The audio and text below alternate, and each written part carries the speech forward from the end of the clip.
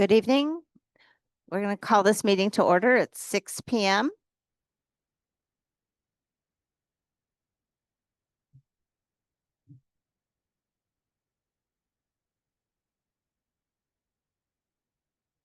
I am trying to see the agenda. Yes, please. Yeah, so it's roll call and play. Yeah, okay. All right, so we're going to start with a roll call. Stuart Lander. Brad Shear. Here. Paula Whitford. James Estevo. Here. And I, Carol Vetter, am here. Please join me in the Pledge of Allegiance.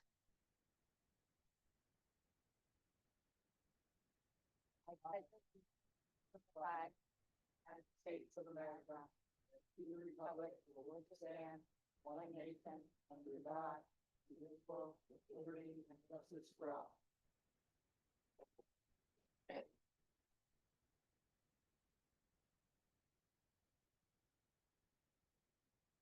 That will bring me to my favorite part of this evening, student recognitions. I will turn it over to the superintendent. Thank you, Madam Chair. If members of the committee would be so kind as to step out front, and we will do tonight's recognitions.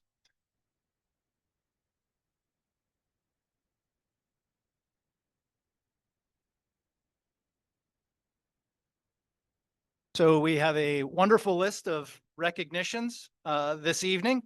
What I'll do is we'll go school by school. And in some cases, we have group recognitions, and in some cases, we have individual recognitions. We'll take each school up at first, read off the recognitions, hand off the certificates, and then give an opportunity for some photos, which means I will step away from them. We will start with Matunic. And so I would ask to please join me up here. If I could have Milo Katzen, if Oscar Levy is here, Emmett Nova, Joshua Termo, Lily Howard, and Kevin Borello. Please come on forward.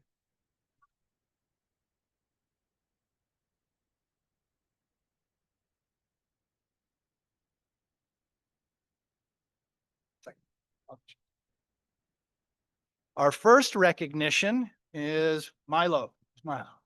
Milo.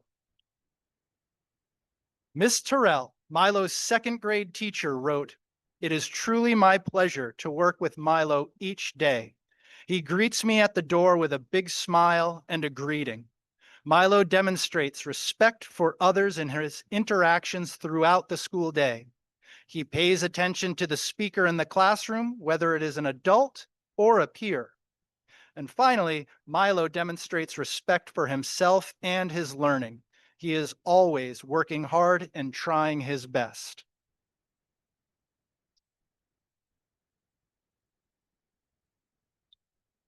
And now for the remainder of the recognitions, I'm sorry. I'll try. All right. So this is Oscar, Emmett. Where's Emmett? Raise your hand. Emmett, Josh, Lily, and Kevin. This group of students has demonstrated tremendous growth in reading over the course of the school year. This progress didn't happen overnight. It required sustained effort, focus, and the stamina to persevere when the work was challenging. Each student set individual reading goals and worked consistently to achieve them. Through that commitment, they strengthened their reading fluency, accuracy, and comprehension. Their persistence has paid off, and they should feel proud of the progress they've made and the confidence they've built as readers. Mrs. Carroll, their classroom teachers, and Mrs. McGuire are very proud of them. And Milo. Pictures first. Okay. I'm sorry. I know.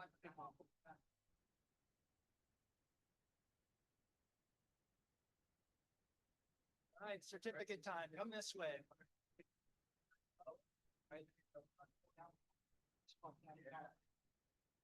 Bring on down this way.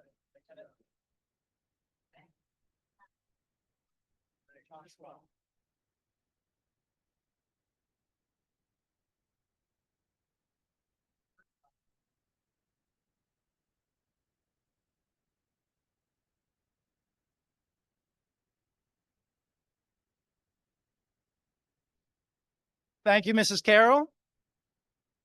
And now we'll, for Peacedale Elementary, which I know has to get going so they can boogie on out of here, is Olivia Butson, Hazel McCormick, and Sylvie Woodward. Please come forward.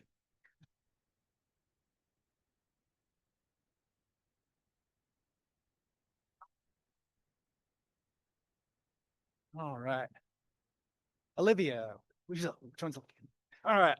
Olivia, according to Principal Rapport, Olivia is a leader in the classroom, school, and community. She has made incredible academic growth in her time at Peacedale. She always puts her best foot forward in class and always puts her best effort into her work. She is a role model to her peers and consistently exhibits expected amazing behavior. Congratulations, John.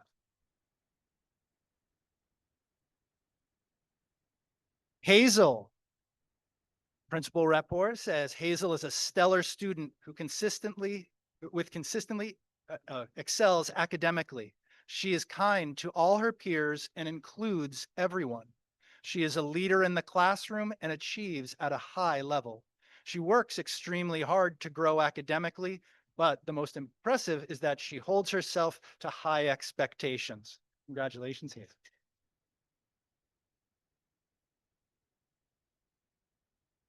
And last but certainly not least, Sylvie.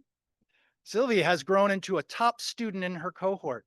She works hard every day to push herself academically. She has gained confidence in herself as a learner and is a leader in the classroom with her positive behavior. She is kind and inclusive to all peers. And we at Peacedale are so proud of her growth and achievement. Congratulations, Sylvie.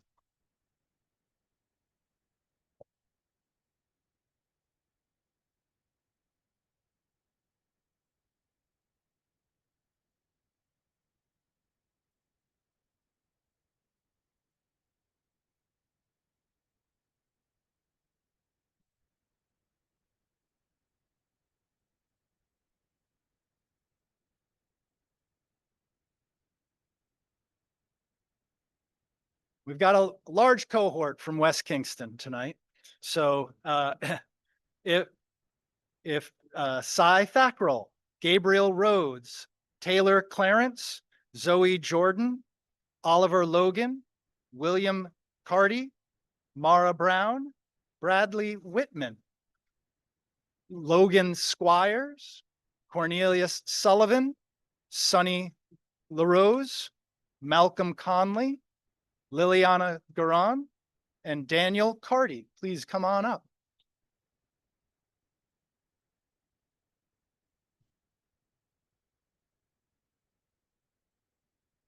West Kingston Elementary.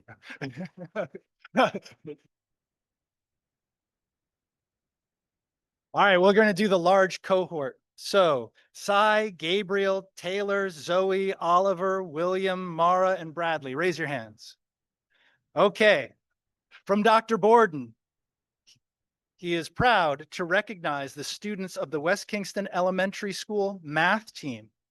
This year marks our very first time participating in the Continental Math League, competing in the grade 5 Lucidian division. Good. Alongside nearly 150 teams from across the country. Across 5 meets during the school year, students are given 30 minutes to solve 6 rigorous math problems with scores submitted asynchronously.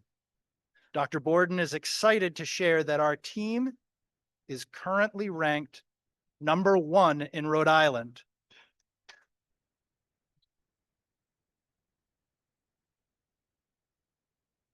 I should have proofread this. He set me up. And while we are the only team in the state, we are competing against nationally recognized programs, including the Russian School of Mathematics in New York. These students will have demonstrated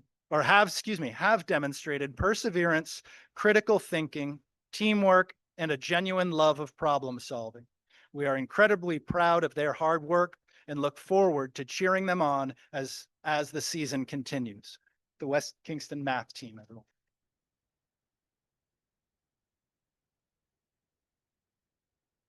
Logan, is Logan here? Oh, oh, oh, Logan. Okay, hi, Logan. Oh, okay, Logan is being recognized tonight as Logan is quiet, strong young girl who is kind and a helpful friend to all in West Kingston. Her positivity is contagious. She quietly sees children who could use a friend and steps in with an invitation or encouraging words without a need for acknowledgement or recognition of an adult. She is an example of having integrity and treating others the way you want to be treated. Logan is a treasured member of our kindergarten class, and Logan was honored as the January Hawk Star for kindergarten. Congratulations, Logan.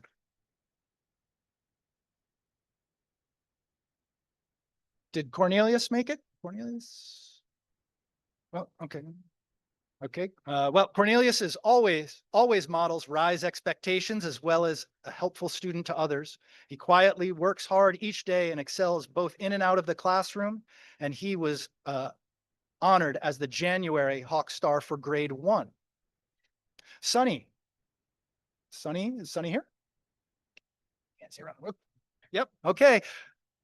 Sunny has demonstrated growth in her self-confidence, especially in math class. She has shown persistence by pushing herself to work independently. This new self-confidence is transferring to her relationships with classmates. She is often encouraging others to try hard and do their best as well. Her positive attitude is contagious. Sunny was honored as the January Hawk Star for grade 2.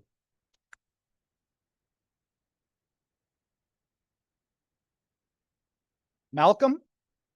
All right. 2 hands. All right. Reaching for the stars. Malcolm has made such huge growth from last year, writes Dr. Borden.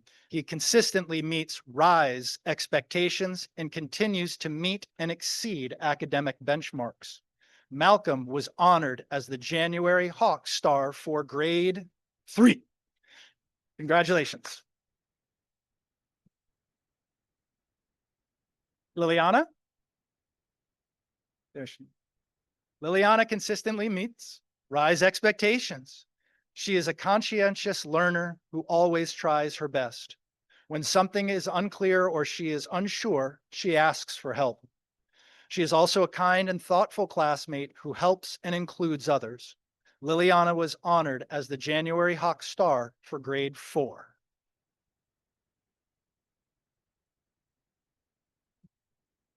And last but certainly not least, Daniel. Daniel, there you go. Daniel comes to class ready to learn and puts an exceptional amount of effort in his work. He cares about his work and wants to learn. He asks questions and advocates for himself.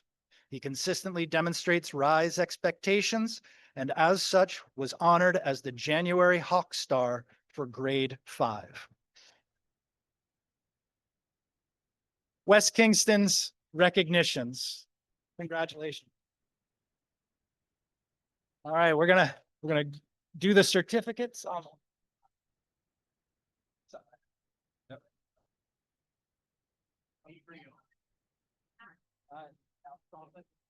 Fist bumps.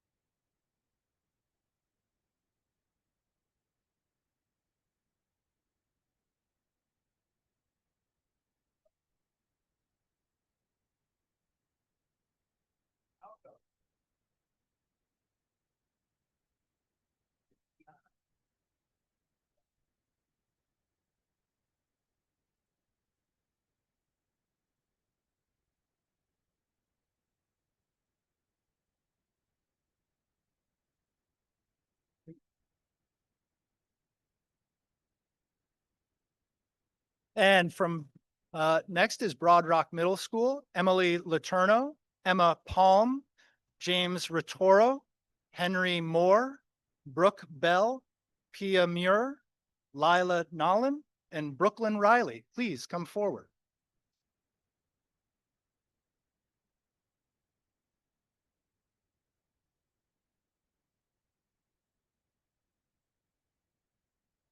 Principal McNeese writes, the results of the RIMEA All-State Music Auditions have been announced. Broad Rock Middle School had a strong showing, and our school will be represented by this talented group of musicians at the All-State Music Festival in March. Congratulations to the following Broad Rock students who are now officially Rhode Island All-State musicians. In orchestra, Emily Letourneau, Emma Palm, James Ritoro. In band, Henry Moore, Brooke Bell, Pia Muir, Lila Nolan, and Brooklyn Riley. Congratulations.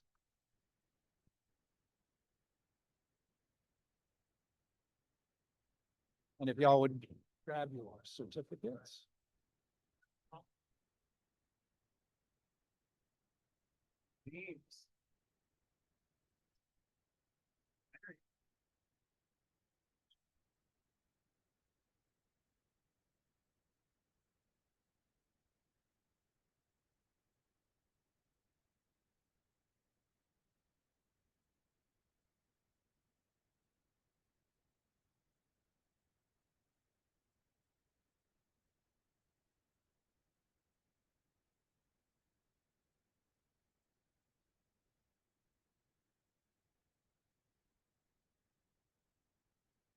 And last, but certainly not least, our representative who could make it tonight from South Kingstown High School is Abigail Barris here. Abigail.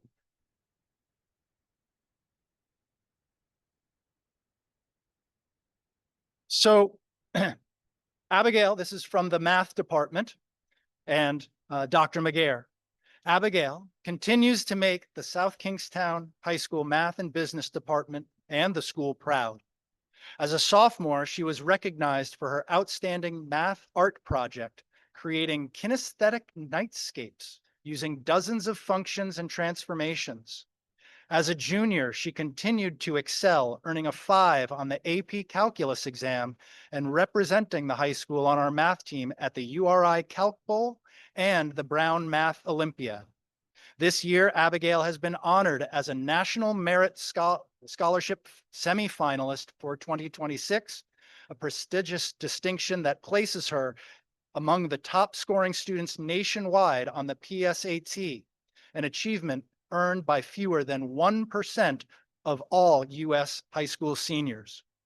In AP statistics, she continues to thrive, not only mastering complex material, but also enriching class discussions with insightful, curiosity-driven questions.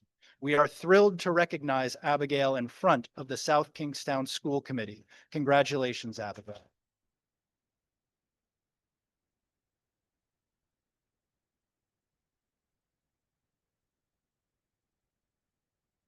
We need some of that math.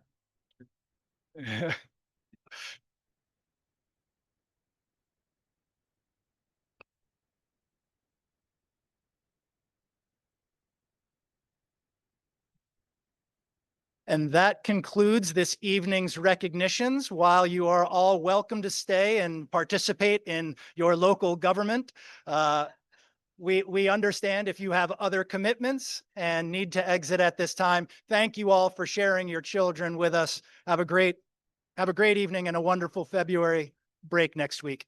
Thank you, everyone.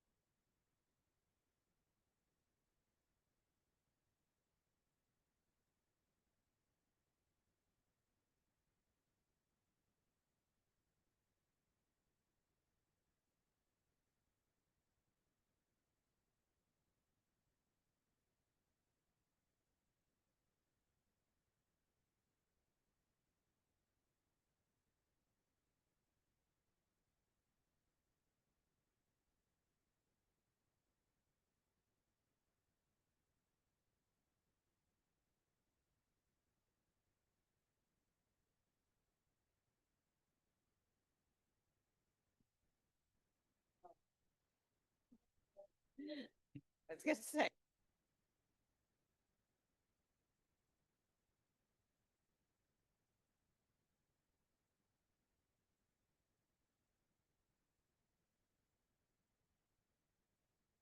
I do want to thank all the families that came out tonight for student recognitions. It is a joy to see our students and hear about their wonderful accomplishments. So thank you to all the families.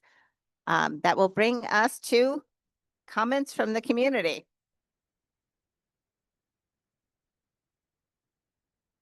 Dorald. Now's your chance. Mary.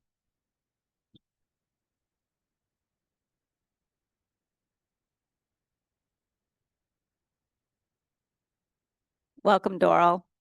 Glad to see you.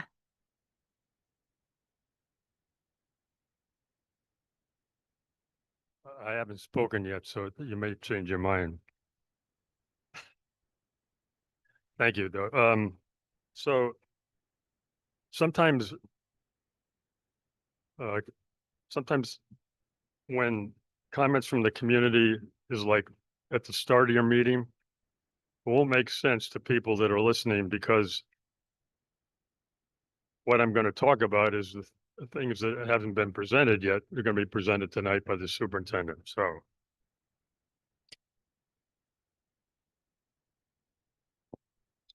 the main thing on your agenda tonight is the budget. And looking through the budget again, it's a repeat of some of the verbiage that supports the increase.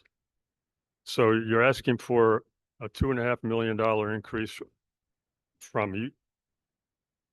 It's shown as the town, but that's the taxpayers. So the taxpayers are going to be asked to cough up another $2.5 million. That's a 4.5% increase from the last several years. Now, two of the driving forces on the cost are the cost of the benefit. The benefits have gone up about $1 million, the benefits to employees. And other purchase services, which is eating this district's lunch, which has for years. Okay, you're asking for over $1 million increase in other purchase services. You're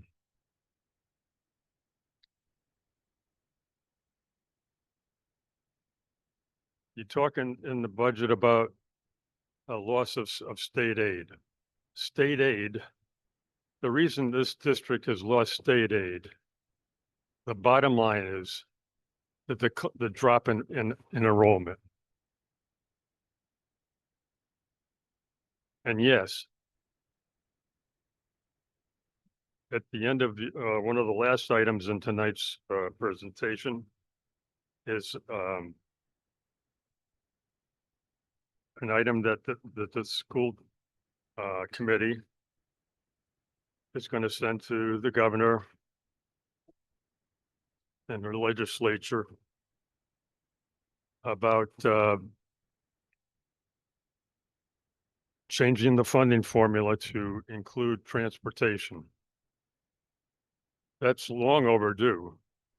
The problem is how to get it implemented. So unless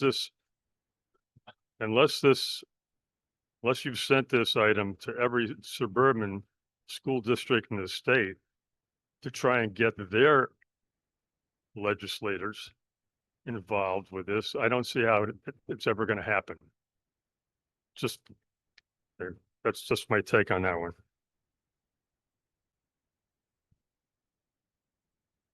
Again, this year you talk about how much money we're sending out of district for school choice. And I've said this for many years coming up to this podium. if we had five-star schools, we wouldn't have 220 kids leaving this district. They wouldn't even, they, they wouldn't even be going, I believe, in the numbers to Compass and Kingston Hill Academy. If we had five-star schools, parents would keep their students in our schools. Hopefully that's going to change. But the bottom line for me is this.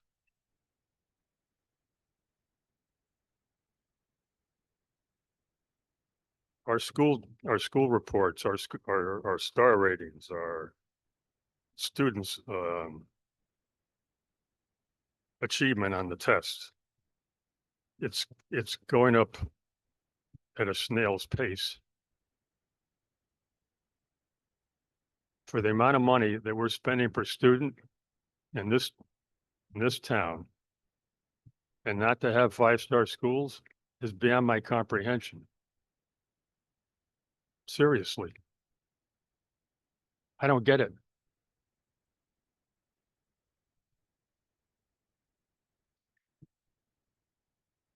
The only thing worse would be if we lived in Narragansett.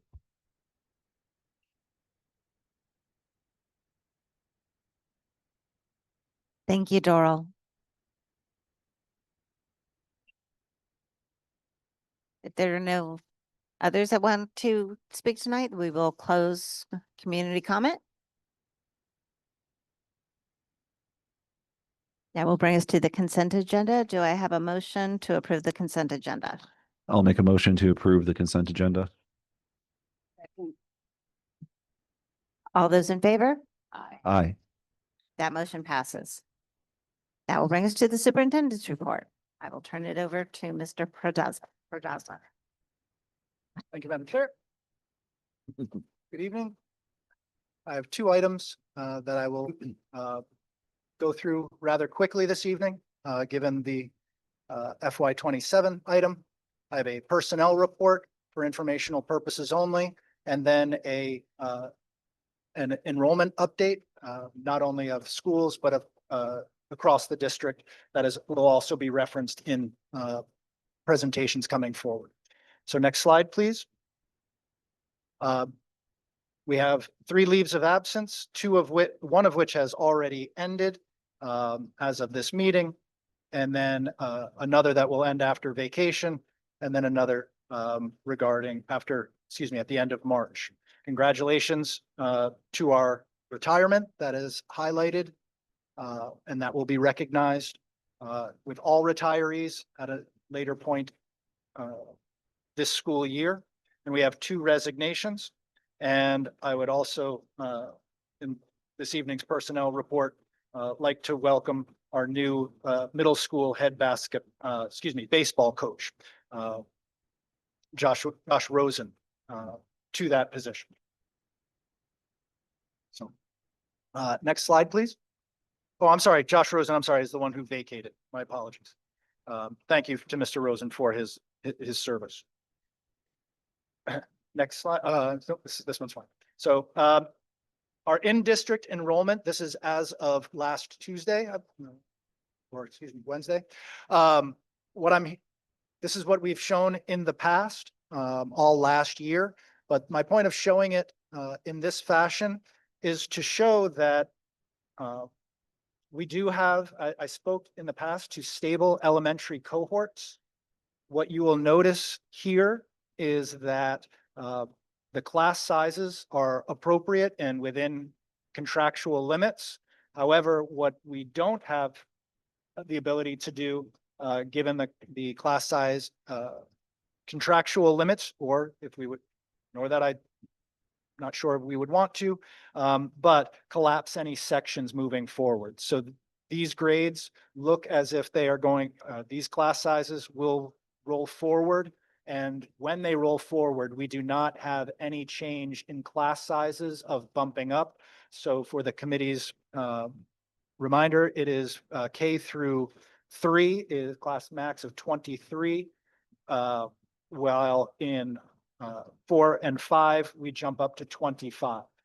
So if these numbers stay the same, this is the minimal number of cohorts that we're going to need. I just want to clarify, in the K3, isn't there a point where before 23, we have to add an aide to the classroom? Yes, in kindergarten, when it exceeds 20, we must add a designated paraprofessional to that kindergarten classroom. And that is something that we will need to watch. Because if the NESDEC projected enrollment for next year in kindergarten comes through, we are at an average class kindergarten size of 22. And that would be without adding a section. So our ability, depending on where those enrollments occur, is something that we're going to need to watch. And in a future report, I'll discuss, our kindergarten enrollment moving forward. And will be a point of emphasis as we actually do our kindergarten kickoff on the 25th of this month. One point in terms of this from our October 1. Yep. I'm sorry, my brain is 2 steps behind me. I'm looking at Matunic, and the only grade that has 3 sections. Sorry, is my microphone even working? Okay. Okay. I'm looking at Matunic Elementary, and we have 3 sections in the 3rd grade. When we roll those 2nd graders in, are we then going to have 2 sections in 3rd grade and 3 in 4th? That is correct. So we are unable to collapse that section, that additional section. So that grade 3, that's 3 sections currently in grade 3. We'll move up. We'll have 3 sections in grade 4, assuming no out migration. But as of right now, and I know we got months before this might change, there won't be other grades that we'll have to add a section to make 3. Unless there's additional in-migration. Okay. Thank you. You're welcome. Thank you. I just want to make a note because we often refer back to October 1. This is up 5 students. So on our October 1 enrollment, in-district enrollment of 2,175, that is up 5. Now in different spots, obviously in different buildings, things with the high school change. Enrollment, our pre-K enrollment has gone up, as oftentimes we do throughout the course of the school year as students hit certain ages, as early intervention services expire due to students' ages. Pre-K can often increase, and we've seen that. So again, it has not been across the board where it's just a straight increase for all schools. But again, it is up 5 students from October 1st. Next slide, please. The next piece that I want to talk about when we talk about enrollment, and this is again, will come up again, is ultimately our total enrollment of those students that we are responsible for. So while they might not be in our seats right here, right now, we are fiscally responsible for them and or responsible for their education in some capacity, even entirely, or in terms of special education services, or in terms of supporting them as they enroll in a GED program. When we take all of these students, our GED, our students in our transition programs, so those who are again with us from 12th grade until at least age 22, out of district services is placements, where again, we cannot service them in district and they need a specialized placement. Receiving services is private schools, where we have our special educators generally go to them or have walk-in services. Out of district CTE, out of district charter school, out of district state school, and then our total in-district residency. And then last but not least, I include our tuition in students as they are our CTE students, and they are our responsibility because we are taking their payment for the CTE programs that we offer, and as such, we are obligated to offer those programs to them. That brings our total enrollment as of, again, the 4th at 2,465. And with that, I'll take any questions. I just have a question about I understand that the in-district residency, is that in-district residency, that does not include the GED transition and all the out-of-district placements, right? Correct. Or and I'm questioning this because then with tuition in, that brings us to 2175, which is the same number that we have on the previous slide. But those are all our in-district residencies. So that, yeah, so Students. I don't want to count in district. I don't count our seats there because they're in the high school. They're in the high school numbers. And so as an in-district residency, so I've just taken them out for the purposes of highlighting. No, I think I'm confused. I'm confused with the numbers. 2175 shouldn't match. Minus 11. No, I know. Okay. But It's just the- in the public schools above with the classes and the sections and the numbers and the students and all of those numbers equals 2175. But those shouldn't count our GED transition out of district.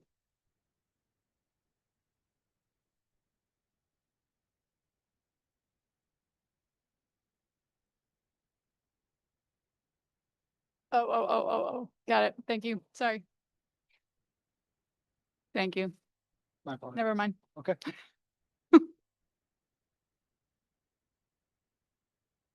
Confused. Okay, so I can clean it. So where there's a question or where it's potentially confusing, we'll talk and we can, at the end, and I'll include that in, future presentations. Just as a suggestion, it might make sense on that in-district K through 12 enrollment slide, you can just have a note at the bottom that K says, through 12.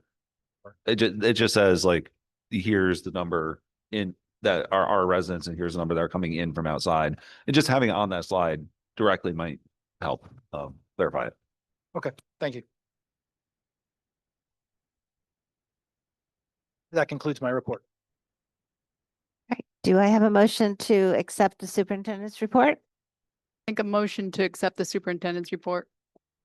Again, All those in favor? Aye. That motion passes. That will bring us to school committee business A, discussion action. Fiscal year 2026-27 proposed budget. Again, I will turn that back over to the superintendent. Thank you, Madam Chair, members of the committee. This will look familiar, and hopefully what also will look familiar are the suggested edits.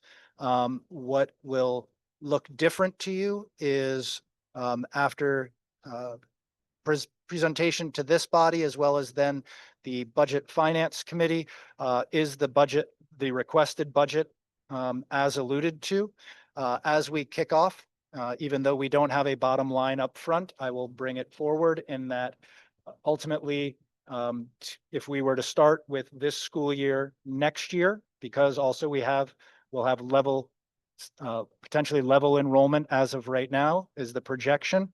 We are facing approximately $4 million shortfall. If we account for, if no changes were made, that would be $1 million in salary, $1 million in benefits, between the loss of state aid plus the loss of the one-time revenue, or excuse me, the one-time transfer in that we received from the town this year. That's $3 million right there. That does not account for an increase in our expiring contracts that still need to be negotiated in terms of transportation, food service, and our second largest bargaining unit. Although in our bargaining unit, we do have a number built in here as an assumption that will be alluded to.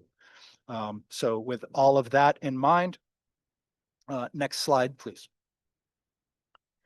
So our current status that we'll go through is the priorities and goals, which again are linked back. to those that were adopted that are directly aligned with the equity audit that was performed last school year and will be presented on later on this evening. Enrollment, staffing, and our unaudited fund balance. Next slide. So as we went through this budget process and as we will continue to go through, we have 4 priorities, overarching priorities for every single school in the district and across the district.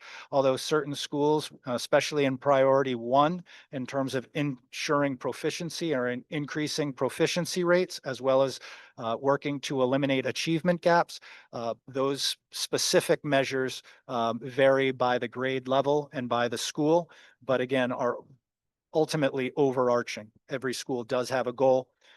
And as we take a look and as we're faced with difficult decisions, not only do we want to be responsible stewards of taxpayer dollars, but we also need to work and have these goals in mind and take a look at the difficult choices that need to be made moving forward. Next slide.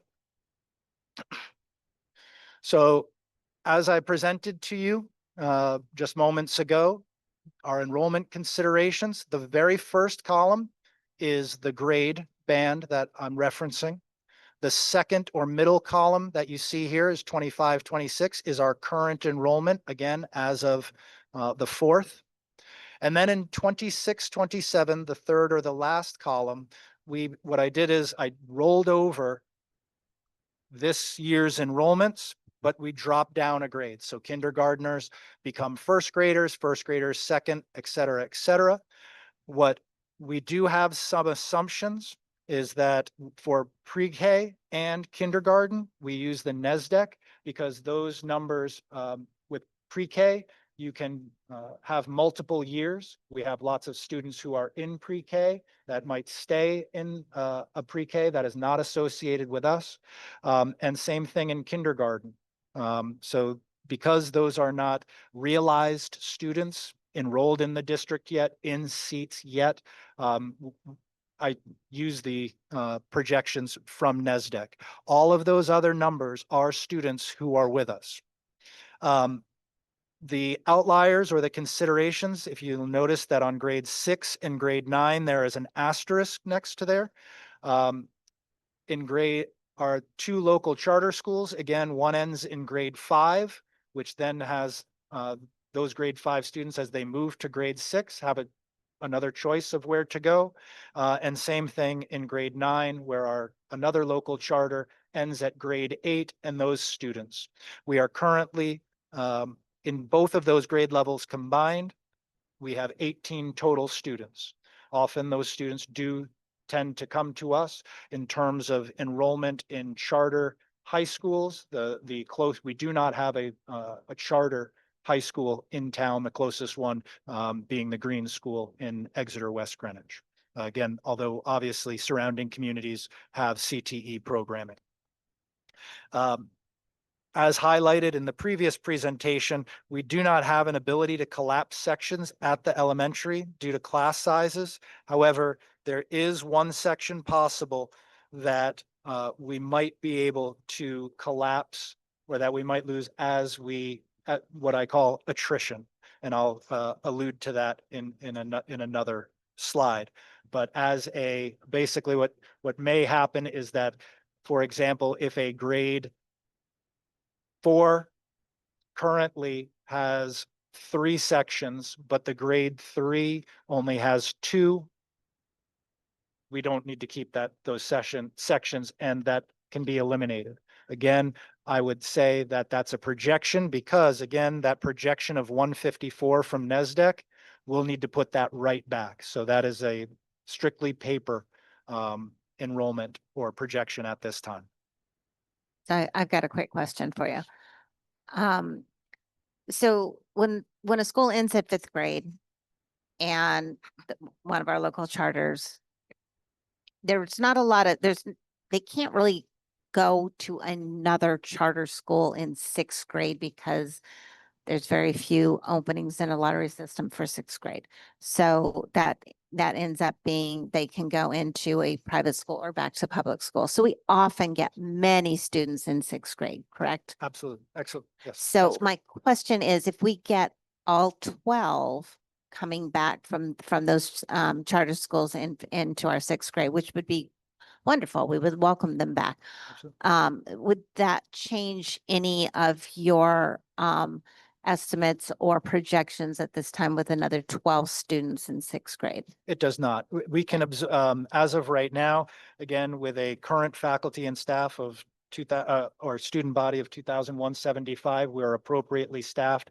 And as such, if that projection of 2,160 were to go up by 18 students or even more, we would be able to absorb those students at the middle grade level without further staffing changes. Okay, great. Thank you.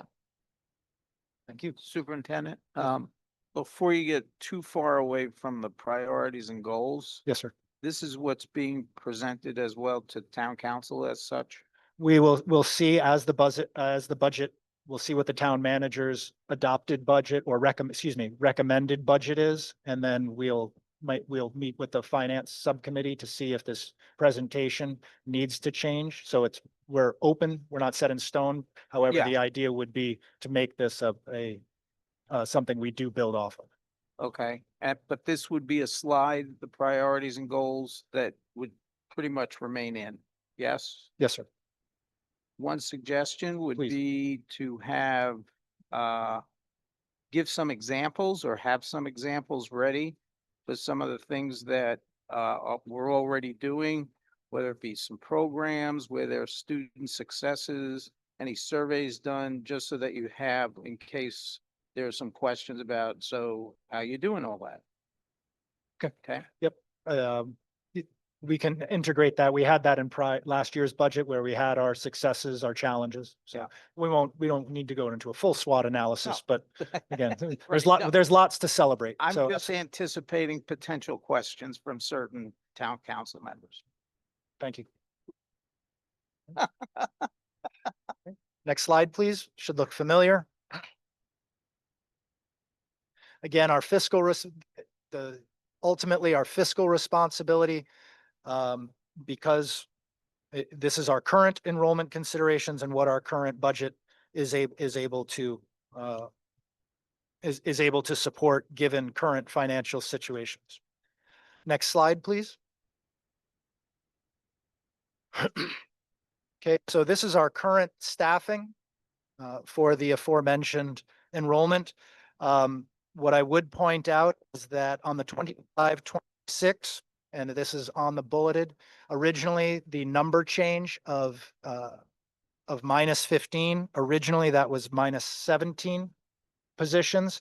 But again, this committee, because of enrollment considerations, and actually it's good that we did it in grade 2 because we would have been over contractual cap anyways and would have had to open that section. So doing so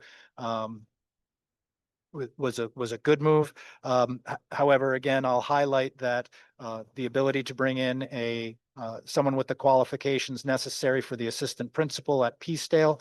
We needed to move forward with the start of school. We couldn't find a single individual who had the credentials necessary. And so as such, we've been supporting Peacedale with a dean and the preschool coordination with a 0.5 administrator. We have been able to do that given a budgeted administrator salary, and I will be presenting next meeting to make that position permanent, as this shift does offer us cost savings moving forwards and is recommended in this budget, that permanent change to have that continued level of support at Peacedale.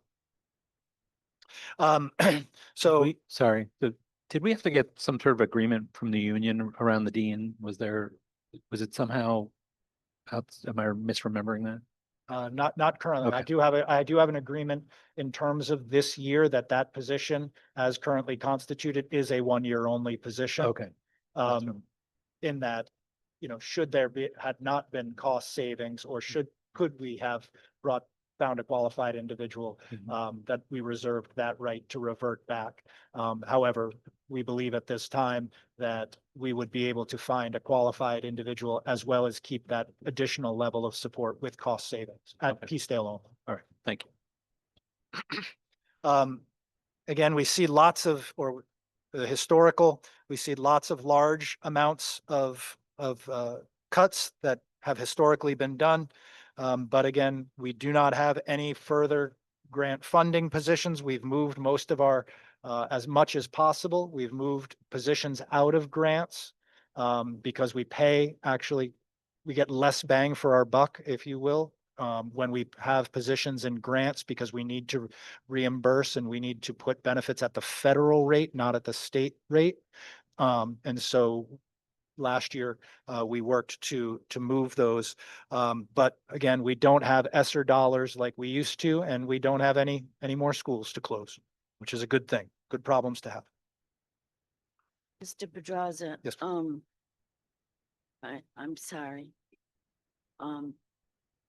You said you were gonna move the halftime pre-K coordinator into a permanent position. And what about the dean? So essentially what we have right now is we had budgeted a full-time assistant principal for this academic year. That also assumed the role of the preschool coordinator. Because we couldn't find one individual who had the qualifications necessary and we couldn't come to contract or couldn't come to terms, we instead supported the building, the traditional assistant principal role this year with a dean, which would be a 10-month position only, where the administrator position is a full year position. And we've been supporting the preschool with a 0.5 retiree administrator. What we are able to do and what we believe we can do is that we will be able to, based on a recent retirement, by not filling a position with that breakage, as well as then what we have already budgeted for an assistant principal, we will be able to support a 1.0 dean and then a 0.5 preschool coordinator For next year. for both this year and next year. Right, that's what I was confused about. And will you please remind me and everybody else, the dean is a teacher, but are there other qualifications that the dean has to have? Yes, it is in the deans are in the teacher's bargaining unit. However, that it is not just based on seniority or who wants it. It is an interview position. And in terms of, and they do need to go through a hiring position, be in good standing, and if there are multiple if there are multiple people, it does go down to an interview. Thank you. Pleasure. Next slide, please. What we are able to do, so while we are facing, excuse me, while we are facing a $4 million deficit, I would say, or is that we also know that we cannot go to the town and we cannot rely on, Washington changing its funding or even the state changing its funding formula dramatically. We have to go with what's in front of us. So we are, as part of our FY27 proposal that is before you this evening, we do have some reductions in in staffing proposed.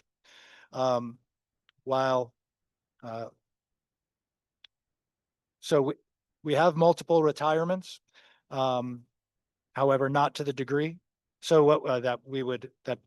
we have enough in that we are seeing, and by taking some of those retirements and replacing them, or what is referred to as breakage, again, savings between what we are currently paying someone, let's say at a 10th step master's, and then the difference between that salary and what we would be able to hire their replacement next year at is what I'm referring to as breakage. In these calculations, just want to point out that in this top one, this is salary breakage only, because ultimately we don't want to over assume and say, oh, well, that 10th step person is, of course, they take family benefits. And then, oh, of course, the next person in is going to be a lower step and they're going to need only individual. So we're not messing around with the benefits that those retirees are leaving behind. So again, these are best guess estimates. Additionally, given the state of the teaching profession and the numbers of teachers available in the state of Rhode Island. We don't want to be too aggressive and saying, oh, well, 10th step teachers there are first step teachers everywhere, or there are first step teachers that can fill all positions. Each position carries a different criteria.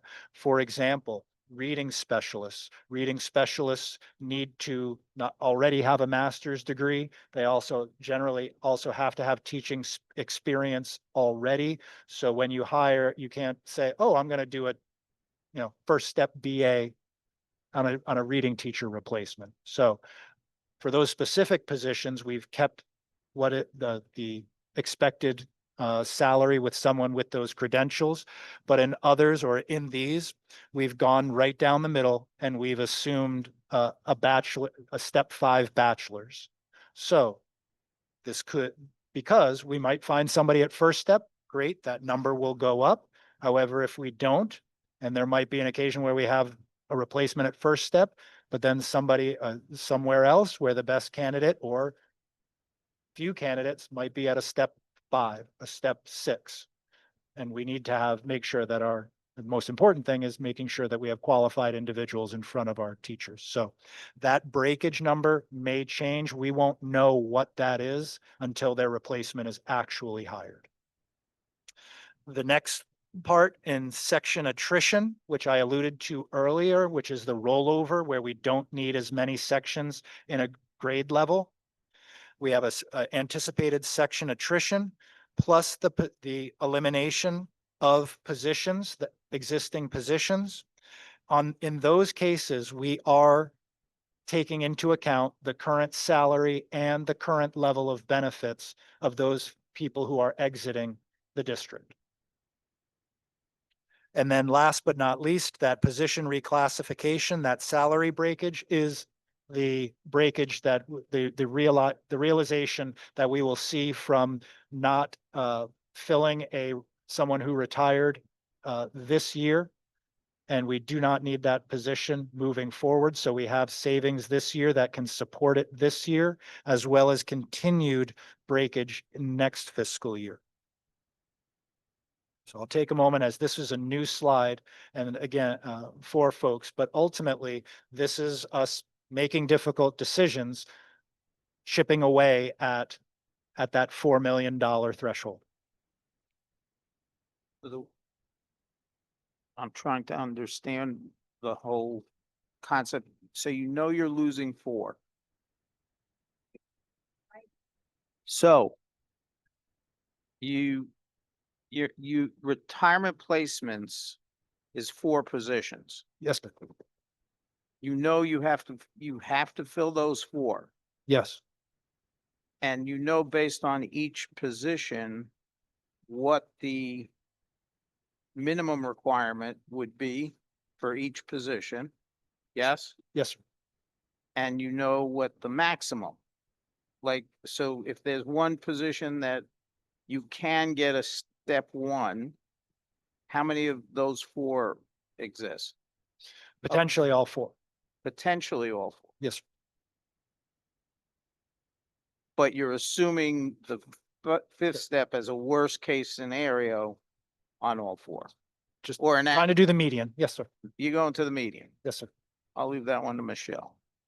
But, okay. And then the position reclassification is also the minimum. That is Or the what median. yes, what we believe that we have. That's an actual number? That's an actual number. Okay. The dean one. Got it, I think. Thank you. You're welcome.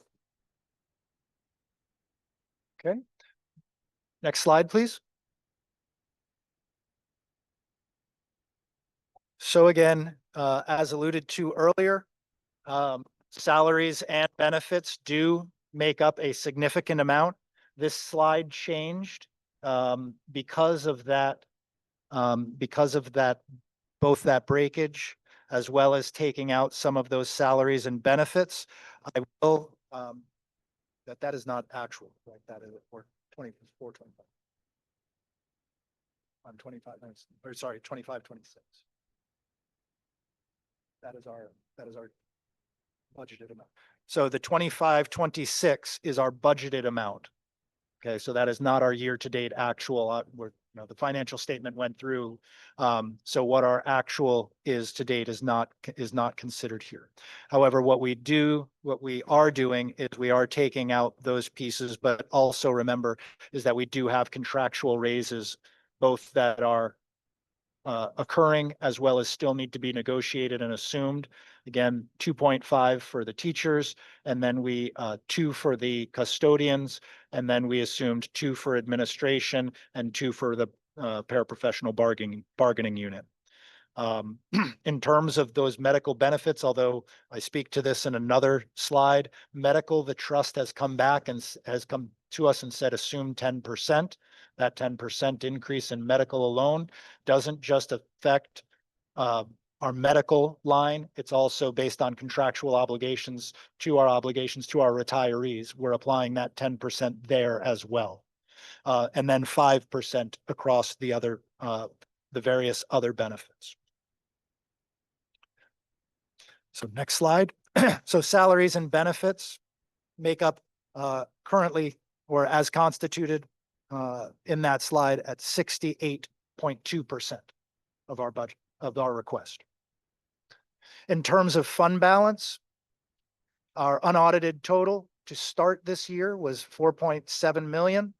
However, what that does not take into account is in this fiscal year, we allotted to the capital improvement plan $1.1 million, as well as then over $500,000. That again, that's the West Kingston parking lot that did not get substantially complete.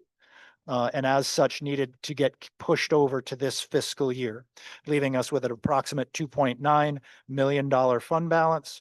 We, in this budget that is before you, contemplates using $1 million, leaving us with $1.9 million unaudited. Just a quick question. The encumbered amounts.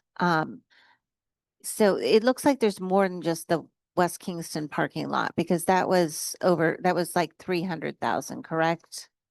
So, Over 4. okay, so there's still something else in there. Yes. Do you know what it is? I do not.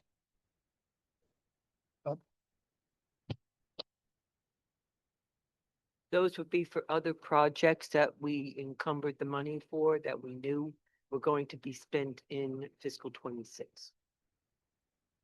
So those were budgeted in 25, 26 school Because year. they were not done. They knew they were going to be carried over into 26. Okay, once so that- we knew more than just the West Kingston parking lot was going to be what started in the previous year and finished in this year. Okay, so I think it might be helpful to know what those are just going forward. Thanks. So I will note, and I've added to the bottom of the slide, as we noted during the capital improvement process, going in with a $1.9 million fund balance is appropriate. However, it would not be if we don't have $2 million. By using $1 million, we are unable to spend $2 million, even if we were to get that reimbursement this year. In terms of housing aid from that encumbered money, we would be well below, we wouldn't be in that 1 to 2% threshold if we were to continue with that. And so as such, we will, our capital improvements and doing it will need to get pushed off with this plan. Is that? I- Sorry, go ahead. I just want to make sure I understand this. Use in 27, the $1 million is being used in 27. So that's already in the proposed budget. We're talking about using $1 million from the fund balance. Is that for our regular budget? Is that for capital improvement? Towards addressing, so if, So the is way that I think of it is, I'm thinking of it as the one-time loss of the 600 and the loss of state aid.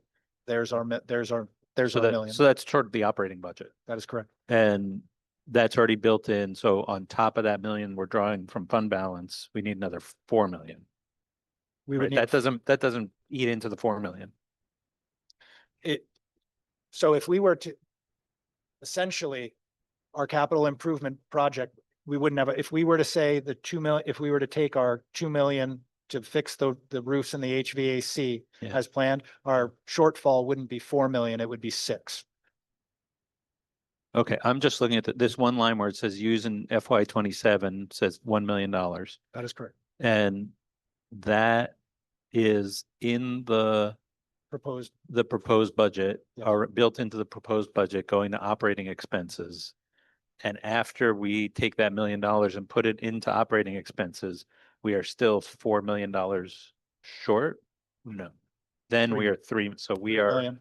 talking about taking $1 million out of fund balance, put it towards our operating expenses, which As- we know is not sustainable. As well as as well as those personnel reductions. Right, right, that's part, Yeah, so I think the- we should identify, because it's confusing, because I think especially the council starts seeing CIP, it gets in CIP mode. And then you've got a line here that's $1 million, that's an operating expense, and I think we need to be really clear Okay. what that $1 million is, that Okay. it's not CIP. And this might, I don't know if it's this slide or the next slide, would be a good time, if we know, to tell them, this is what you're going to get this year from the money we spent on capital improvements that you had talked about giving back to us.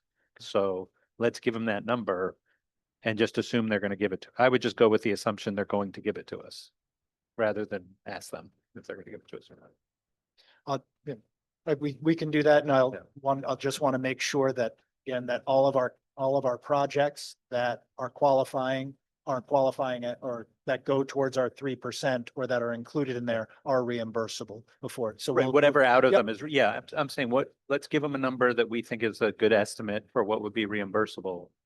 For what we think we will actually get reimbursed, and say, here's the money you had discussed giving to us. Let's assume that's going to this year's CIP. That's the rotating fund we had talked about. We're gonna assume in our budget that that started. That was a pretty detailed discussion when we met, wasn't it? About though that type of discussion around what is reimbursable, what isn't. And they really drilled into that about what can be expected. I know you kind of also spoke to the idea that, well, yeah, we're going to work on those and those are going to be refundable, money will come back for those projects. But if other projects actually came up that required some of those dollars to be funded that are not reimbursable, right? Correct. Then that would reduce that. Correct. Right. As well as we did look into the list of projects to see if we could hold off on some of the projects and put them in as part of the construction budget. Those, if we were, when I heard back from RIDE, the contracts would have needed to be signed and submitted, and that would have been in the 24 school year, so that that window has closed. It will reopen again when we go through another master facilities plan and we get another component. But that additional reimbursement that the council talked about at that 50%, that is off the table. And so it is only the 35% in level in the state reimbursement. So would it be good to have those, all the projects for them as a handout, just in case, to say these are, because they'd like to drill down into that kind of discussion about understanding what is it you're working on, what's on the table that could be a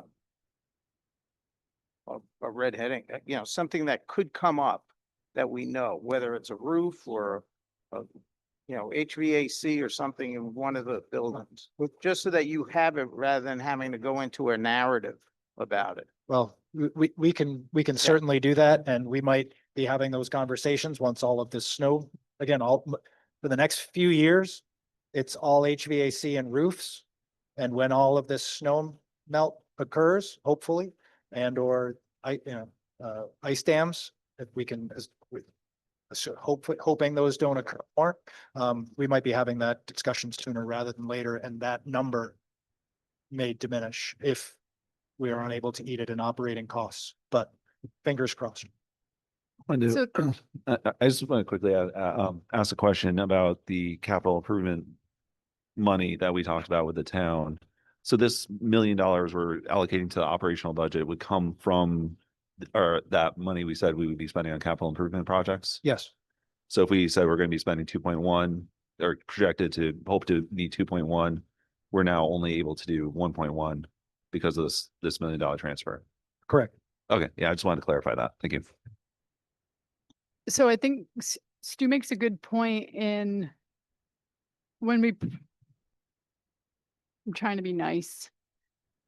So we have these robust discussions in the town hall, and sometimes the takeaways don't get carried over to the next meeting.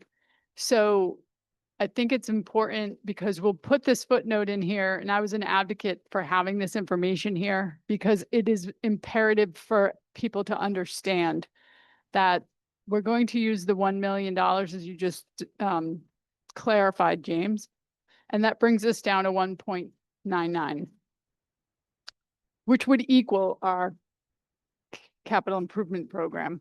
And so if we were going to fund our own CIP, that would basically drain our whole fund balance to zero, which we can't do that. It's not smart. But what will happen, to Stu's point, is we start talking about this and they're going to be like, well, what are you going to be working on? And they're going to start drilling in and digging in and wanting to know exactly what we're talking about. And so it may behoove us to have that information handy and in maybe it's part of this. It could, yeah, an appendix to this kind of at the end, so we can reference it and kind of refresh Sure. their memory as to that's our roofs, that's our HVAC, and that's a problem going forward if because it'll become urgent, and we don't want it to become urgent. We want to be ahead of it, but because of the scenario that we are faced with, that's where it's kind of like, this is where we are and we need a way out. And, but having the information readily available to pull up will be super helpful, because otherwise that's when we talk off script, that's when things go sideways. So if we could have that in there, I think that would be quite important. And also to Brad's point with the use in FY27 with the $1 million line there, it needs to be abundantly clear, like what's that going to? And to your point, you made it clear, state aid reduction and the lack of the 600, it equals about $1 million. So we need to make sure that that's in the previous slide, Will do. that's how we're making up for that. Yep. So that's why we're taking that. And also to make it clear, it's going to be that's a poor practice, very much frowned upon, but we have no choice. Correct. Otherwise, we're asking for 6 Yep. million, right? Like this is what we have. We're at a point now where we're being paid 2019 wages in a 2026 economy. And we need to work together to figure out a way to make it work. Yeah, and additionally, I think we will also, we'll find a way to list those projects, what needs to be done, what's not getting done. Then we have the whole cornucopia, if you will, of projects of what needs to get done, what isn't getting done. And additionally, by using $1 million in operating, not only is it structural, but it's also $1 million less that's not going to a capital improvement that is then not getting reimbursed to us. That would then become the self-perpetuating of, okay, over the course of a few years, we now have a restricted capital use. Yep. Capital use fund. Absolutely. Nailed it. Okay, thank you. So, sorry, I thought, if my memory serves me correctly, in our last joint meeting with the town, I thought that we asked them, or was a request from the committee for any reimbursements to come back to us, to be able to be used for the capital improvement? That's why we were asking for that, Yeah, correct? yes, if we paid for any capital improvement project from our fund balance, that in lieu of it going back to the general fund, that it would come back to us in a restricted capital improvement line. But that was only if we spent it out of fund balance. Okay. But, and when we said restricted, was, were we restricting that strictly to capital improvement projects? That, yes, Okay. Okay. So I agree. We definitely need to have something that says use in FY 27 that shows that that is going to operating. The other thing I think that we need on this slide is to show definitively what our policy states needs to remain in fund balance.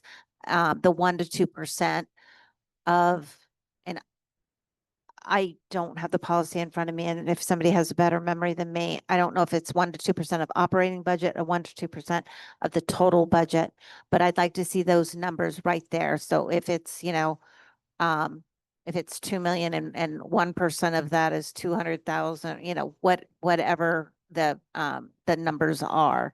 But I think that we need to definitely see that so that we know. And again, 1 to 2% is low.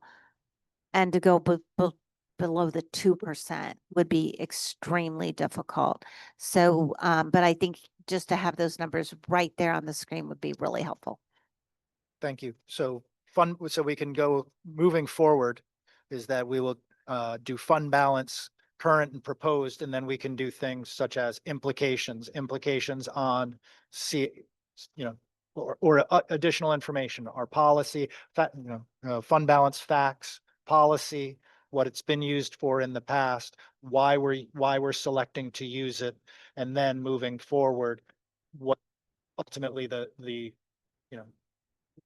why, implications of the use of fund balance. Our policy states, unassigned fund balance of no less than 1 to 2% of total general fund budgeted operating expenditures in order to accommodate unanticipated expenditures and or emergencies. Thank you. So that it's 1 to 2% of operating. Yep. Okay, so and Expenditures. our operating is what, 5.9? So, I mean, you were looking at 600,000 to 1.2, I think. So, again, I think that those numbers are extremely important that we just keep in our forefront so that that people don't assume we can take even more out of fund balance. Thank you. Just a couple of comments, Please. questions, whatever. In the past, when we brought up the percent from our policy, it's been kind of stated that, yeah, but that's just your policy, kind of like, so if we can put in there something about best financial practices or budgeting practices. I know there's a financial word for it.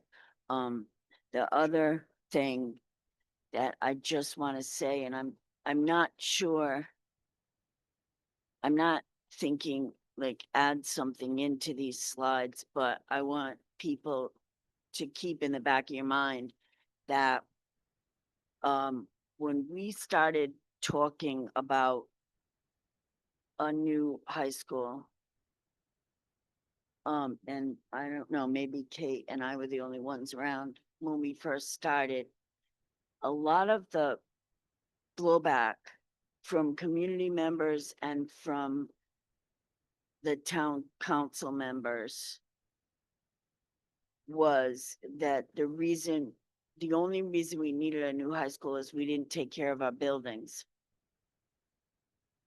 So I think, even though we presented the capital improvement plan with all the projects that we have planned. I mean, maybe we could even put in here reference the capital improvement plan for planned projects. You know, not, but something to alert people to the fact that we are not allowing our buildings to go unimproved. And that's not a word.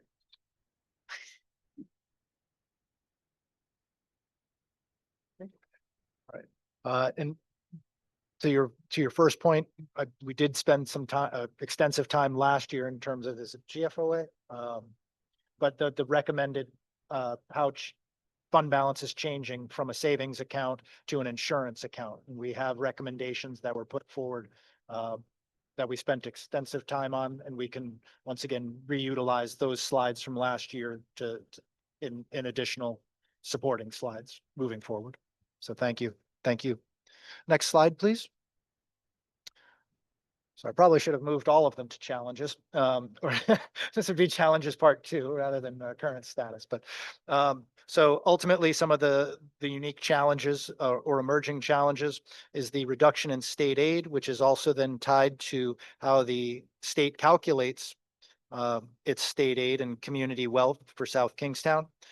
We then go into the unique aspect of South Kingstown in terms of school choice, being an outlier in surrounding counties. And then again, our contractual obligations that have still yet to be settled. Next slide, please. So our reduction in state aid this upcoming year, as currently constituted in the governor's budget, we see approximately a $400,000 shortfall. This most of this change comes from a reduction in our high-cost special education dollars from years prior. Again, high-cost special ed, to qualify, a child's services and their IEP must exceed 4 times the per pupil expenditure. That number is $74,600 in this current fiscal year. And again, this programs provides for a pro rata reduction in reimbursements district based on available funding. So the available funding is always subject to change. And so while they'll say, oh, well, we added this much more money, it doesn't necessarily mean a greater percentage of reimbursement. Categorical aid, once again, I point out categorical funds is that the first one, non-public transport, this is a credit. So this is the most restrictive of restrictive funds. We never see these funds. We see them as a credit, and they're already factored in. And as well as the MLL categorical and the student success factor, all of those dollars are already included in the governor's recommended budget. So those aren't, oh, in addition to the state aid presented here, those are already worked in. And so in the headlines, where, oh, we're increasing the student success factor, or that's already been baked into the number that the state is presenting and that I'm presenting to you here this evening. So next slide. What's not shown in the state aid formula is that next fiscal year, South Kingstown is again 7th in the state at a 14.5% state share. So there are in other words, there are only 6 other towns or municipalities in front or behind us that receive less in their state aid. And all of them are, it's a coastal community issue. However, again, this in terms of high cost special needs student reimbursement going down, we also have going down that last year or this current fiscal year, our state share was 15.1. It is 14.5 next year. So the multiplier in the South Kingstown's multiplier for state aid also went down this fiscal year. What's Do we know what that is in dollars? Well, yes, I can get you the exact, in terms of the multipliers and the formula, I can get that for you. But ultimately it is what our state aid is. So it's going to be all student. So if I go through this, essentially the funding formula, all students, each student, and based off of feedback, as well as questions from the town council. So each student in district, regardless of where they end up going, whether they go, regardless of where they go in terms of public schooling, whether it be a district school, a charter school, another public CTE, or a state school, all of those students are calculated, their average daily membership. We take that number, the state multiplies it by $13,859 for next fiscal year. Each student, with the exception of students who are in poverty, English language learners, special education, may get a little bit more, is multiplied. We take that count of all of those students. They have another formula, average daily membership of all of those students. We then multiply it by that 14.5%. And then that gives, essentially that is what our state aid becomes. And then we need to come up with the rest of it somehow. Generally, I say it falls to the municipality to pay, going back to in most cases, federal dollars, and in theory, state dollars would be supplement, not supplant, ideally. So we're not able to, with our federal dollars, whether it be Title 1, 2, 3, or 4, we're not able to say, oh, instead of paying for that dean out of local dollars, let's just move it to federal dollars. No, we could do additional. We could say, oh, let's do 2 deans and then use those federal dollars for a second. But those are restricted. Those are restricted pieces. So again, state aid is the total foundational aid times the state share. And again, as I put in that last point, the remainder must be funded locally generally through property taxes. Next slide. This slide is new. It's because someone, I believe it's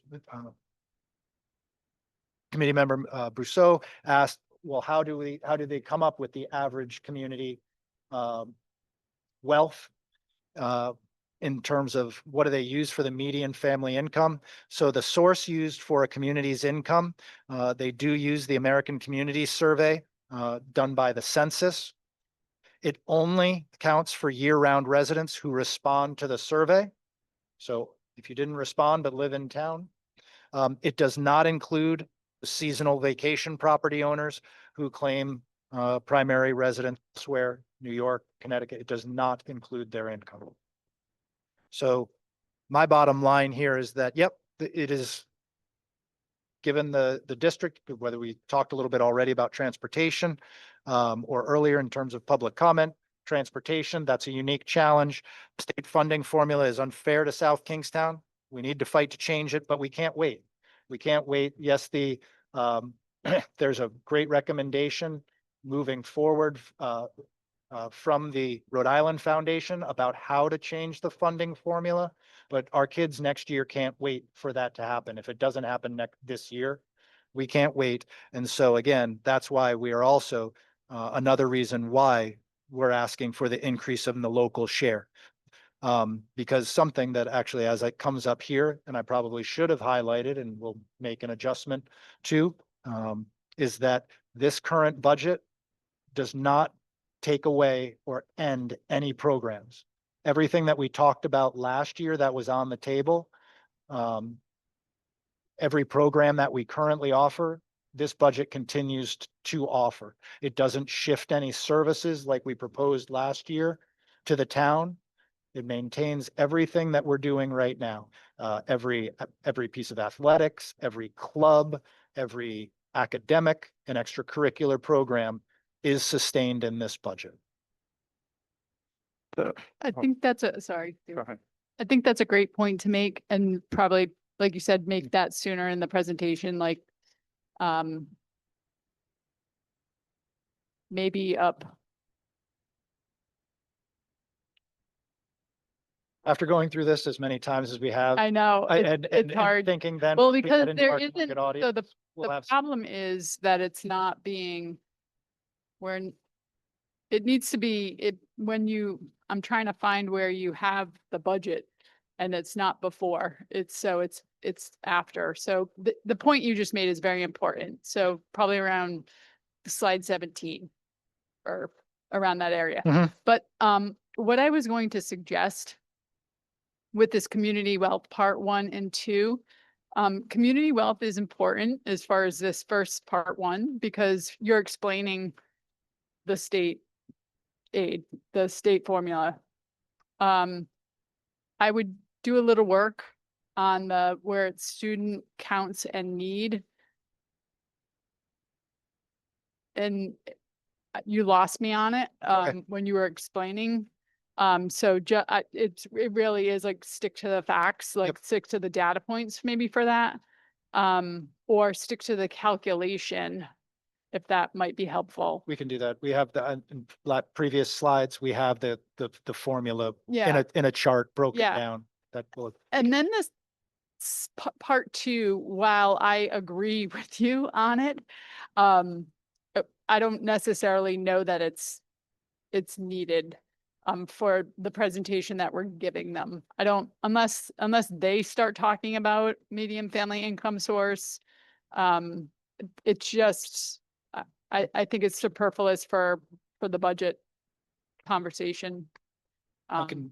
Your work- bottom line is correct, Mhm. but also this is where we are. To your point, we need to fight it to change it, but there's nothing we can do about it. This is where we are. We need to move forward with it. So I like part 1, like I said, kind of tighten it up a little bit, but and that's just my opinion. Others may have a No, different opinion about part 2. Yeah, I was looking at the part 2 part myself, and it opens up. I'm just trying to place us in that room. And I'm really trying to project what's coming at us as you're speaking and going through this. So I'm reading this and I'm saying, oh, that's the state formula. And its median family income is determined by the last 5 years of census data. Do we know what that is?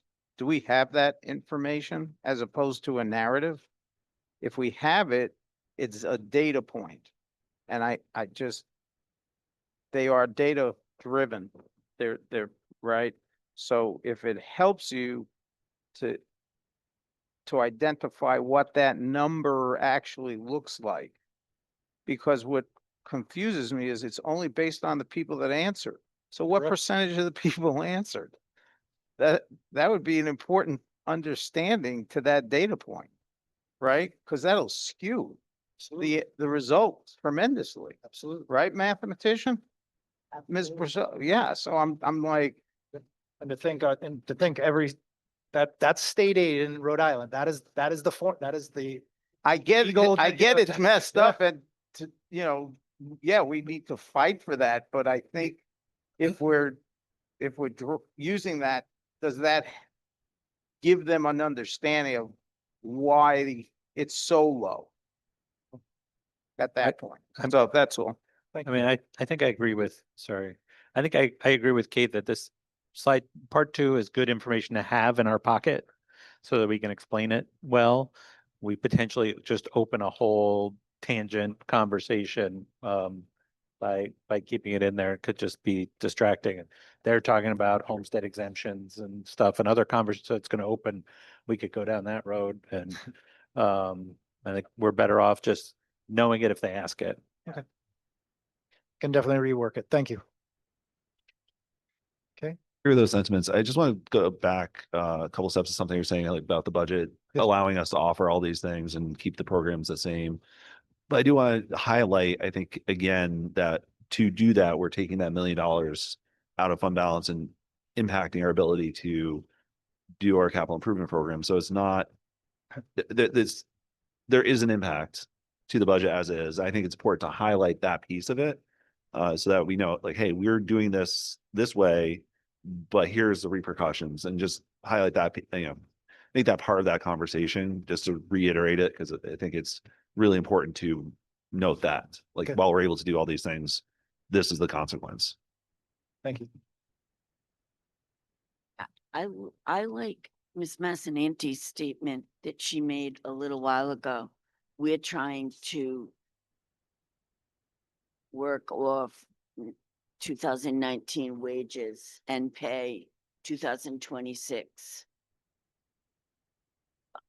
bills.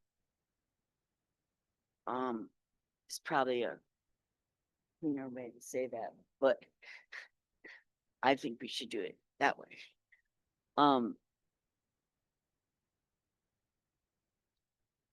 Short and sweet, Ms. Russo. We are doing the same things, expecting different results. Okay.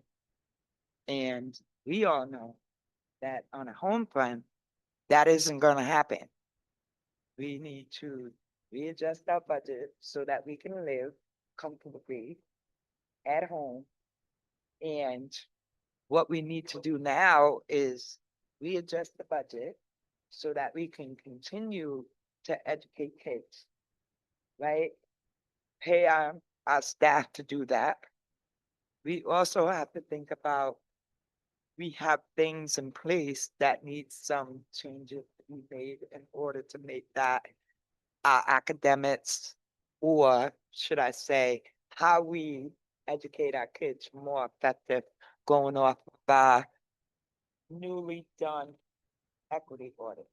Because there's some recommendations in there that has a cost to it in order for us to be successful to do that. And so while we're always being cognizant of our taxpayers, we have to remember that we have to be cognizant with our students and with our staff, with our buildings. And we realize that we have to make the people around us realize that, as it's already been said, we're living off a 2019 wage in 2016. It's not gonna fly. 2016, 26, 2026. Thank you. But we're talking about a 27 budget that's going to be even higher, even higher. I did have one question that had to do with the 11 tuition thing. That means that we have 11 students coming into our school for TTE that we are paying for. That we're getting paid for. They're paying us, I Correct. mean, and Yep.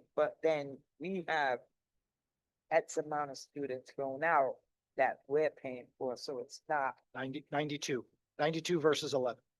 yeah.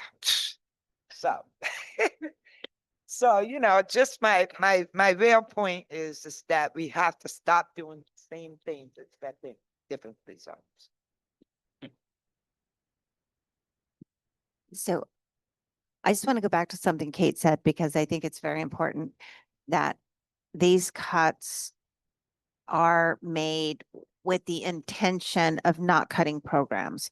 So these are the most that we can make without impacting students and their educational goals. So, and I go back to the slide that showed the 630 or whatever amount. Maybe on that slide would be a good place to comment that, okay, these are the amounts, anything more than this would start cutting programs. And then not to have it on a slide, but when they start asking, okay, what are you talking about programs? It goes to anything that's not in the BEP, right? So it's art, it's music, it's sports, it's all of those enrichment activities and things that make our school district, you know, great for students. And so those are the programs we are talking about. If we're talking about more cuts, I think we really need to emphasize this is not about dollars and cents as much as it is about students and their education and the quality of the education and the enrichment programs that we currently are able to offer. I really, really want to drive those points home in this, that we have been extremely discerning in the cuts that we've made to not cut programs and to not hurt students and these particular programs. It's also things that go to our graduation rates, like credit recovery and all of those extra educational opportunities. So I just want to make sure that we have some way to drive home. Yeah, we can make more cuts, but they're going to impact students in a harmful way. So that's just, I think, what we really need to showcase in this presentation. Thank you. We can certainly, we can and will certainly do that, and will be easier to do once we know what the town manager's proposed budget is. I would also, you know, if we emphasize the fact that no programs are cut and they decide that we're not going to get any kind of an increase, I'd ask them to tell us, what do they think we should cut? Look at the budget. What do you think we should cut? So can I counter that, Michelle? Normally I'm with you and would want to go toe to toe. But what I would love for us to do is remind ourselves, I have this argument with my husband all the time when we're talking to my daughter. And I'm like, is that helpful or is that harmful? If it's not helpful, then shh, right? And so I think what we need to do is we've been very collaborative with this group, very collaborative. And while I would love nothing more than to take the fight to town hall, leave that for the people. I think for us, though, I think it means not like, what would you like us to do? What should we all be doing? Because it really is collaborative. We're doing what we can. To Carol's point, we are not cutting programs. And I'll even say, to Dorald's point, we're moving the needle very slowly in increasing our school improvement scores. If we have to reduce any part of our program, that needle's not moving, right? So we have an incredible, and I'm not just saying this because I'm staring at you, we have an incredible leadership team in place. And now we're finally in year 2. That's not a veteran team we're still rookies. And we had a lot of years of chaos and problem, and we finally have stable, and we're seeing little bit. We can't go backwards. But we have to work together with the town, because I know that, as you know, and we'd be silly and make kind of jabs at each other, but all 5 of those folks sitting at that table want what all 7, 8, 9, 10 of us want at this table. We all want the same thing. We want our kids to thrive. We want our schools to shine. We want to fill that building next door. And the only way to do that is to make sure we give our administration team and our district the opportunity, but we have to work together in order to get there. I feel like I'm like, and I'm going to be mayor. Well, we can do. Motion to approve the budget. Here we go. So, Are you and running for state rep? but potentially, No. so potentially, if we can, and that will segue into it to the next slide, is that in not doing so, we give more reasons for people to go. If you could go to the next slide, ultimately, and again, all of this in this presentation can move around. It can even be blown up and put back, but by cutting programs, headlines aren't then it's about what we're cutting. And then if I'm a current parent, prospective resident, and that's the headlines, and that's what I'm hearing, then I'm going to go to somewhere else where those aren't the headlines. And that ultimately then these numbers are going to increase, and we're going to start paying more than what we receive in state aid, potentially going out to other districts, because that's what the trend line is currently. And so we need to continue to highlight our great programs and then sustain them and make sure that those get the headlines, not that they are in jeopardy. And we're at that point. So ultimately, in terms of as it pertains to the proposed FY 27, I highlight this because this is out of district tuitions, but not related to special ed. This is really, or when it comes to state schools, there's also a the School for the Deaf. We have no students attending the School for the Deaf. So in terms of a state school that is geared towards one's disability, that is not included in these numbers. But again, the other piece on this that I need to highlight for folks is that this number of the share rate is going to change.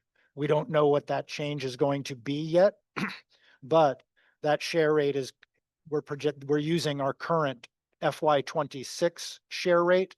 So if we don't reduce this number of students, that number, if these were to stay the same, that number is more than likely going to go up, because the share rate is most likely in FY 27 also going to go up. So if those numbers come in at the same level, it's going to cost us even more next year. It's going to cost us more than 5.1. And that's why I highlight that it's all of our state aid. Our total state aid is what, 5.4? If when we get that increase in share rate, keeping the same number of students out of district, it's all gone. So next slide, please. Again, our contractual obligations. Again, with our employees, I'm just highlighting here that we're assuming, or I haven't done it in this slide, but again, I've mentioned it already, 2% for our South Kingstown education support professionals. That's our administrative assistants, that's our one-to-one para-educators, that's our classroom and program paraprofessionals. Again, and also in terms of purchase services, we have something that in many cases affects the majority of students in the district, and that is transportation, which is already a huge number, as well as then food service, which again, every student, whether they choose to get lunch or something or not, is in the cafeteria and is a prospective client, if you will. One thing that I left off of the school choice, if we do take just salary and benefits and those in that 5.1, we're talking about 75% of our budget right there. We haven't talked textbooks, we haven't talked materials, we haven't talked field trips, we haven't talked advertising to try and bring students in. We're only at salaries, benefits, and out of district by choice is 75% of our budget. South Kingstown is unique that way. And throw in transportation at 6 million, and we're at 85% of our budget. So surrounding, yeah, that's a huge number. We're the second largest district in terms of size, second only to Coventry. Again, we compare to people like to compare to other districts. Barrington, I guarantee you, is not sending out $5.1 million of their state aid that they receive to other districts. And they're not going to be, in terms of having neighborhood schools, walkable sidewalks, they're not going to spend it on transportation. Neither is East Greenwich, neither is Narragansett. So each community is going to be unique. Some have different transportation providers, some self do it. But in terms of our ability right here, right now, again, close to $6 million with that increase. That is what surrounding communities, because unfortunately there are a limited number of vendors in the state. And once we go out to bid, we'll have a general amount, or we'll have a better amount, but this is projected. So again, salaries, benefits, choice, transportation is ultimately 85% of our budget. Next slide, please. So as we've crafted the final FY, or the proposed budget before you this evening, and these are the assumptions that are built in the governor's budget and state aid, not planning on any other legislative changes that have happened historically in both directions. Federal aid, we're level funding. We've done a great job. I've mentioned this before, that coming out of the pandemic years, you had years to spend unspent federal funds. Those days are over, and it's now back to, you have 18 months and you need to do it on a rolling basis. And then if you don't use it, it's gone. So we're making sure to try and use every single penny that we have, so that projected amount does not include any rollover of significance. Because again, we're not sure if it's going to be there next year. We're again, even that's a hopeful assumption. Employment contracts, teachers contract will be entering their third year and requires a 2.5% increase. Again, our para educators at an assumed 2%. Council 94, our custodians, they're in the first year going into their second year next year at 2%, and administration is assumed at a 2%. Health benefits I've alluded to already. The trust representative from the trust urged 10%. And as Mr. Shear, I believe, said last meeting, if you think that's high, go talk to the private sector, who's assuming in some cases over 10%. And then other benefits, 5% for dental, retirement, et cetera. And then lastly, under other, those FY27 figures do represent requests from budget owners, everything from directors to principals, and administration. And again, it does assume the loss of those one-time funds of $600,000 that we have currently in FY26. So next slide. As you see here, attempting to attack our $4 million deficit ultimately is, we have a $2.5 million increase requested from the town, or a 4.46% increase. State aid, we've gone through ad nauseum. State and federal grants, again, that is our current, bless you.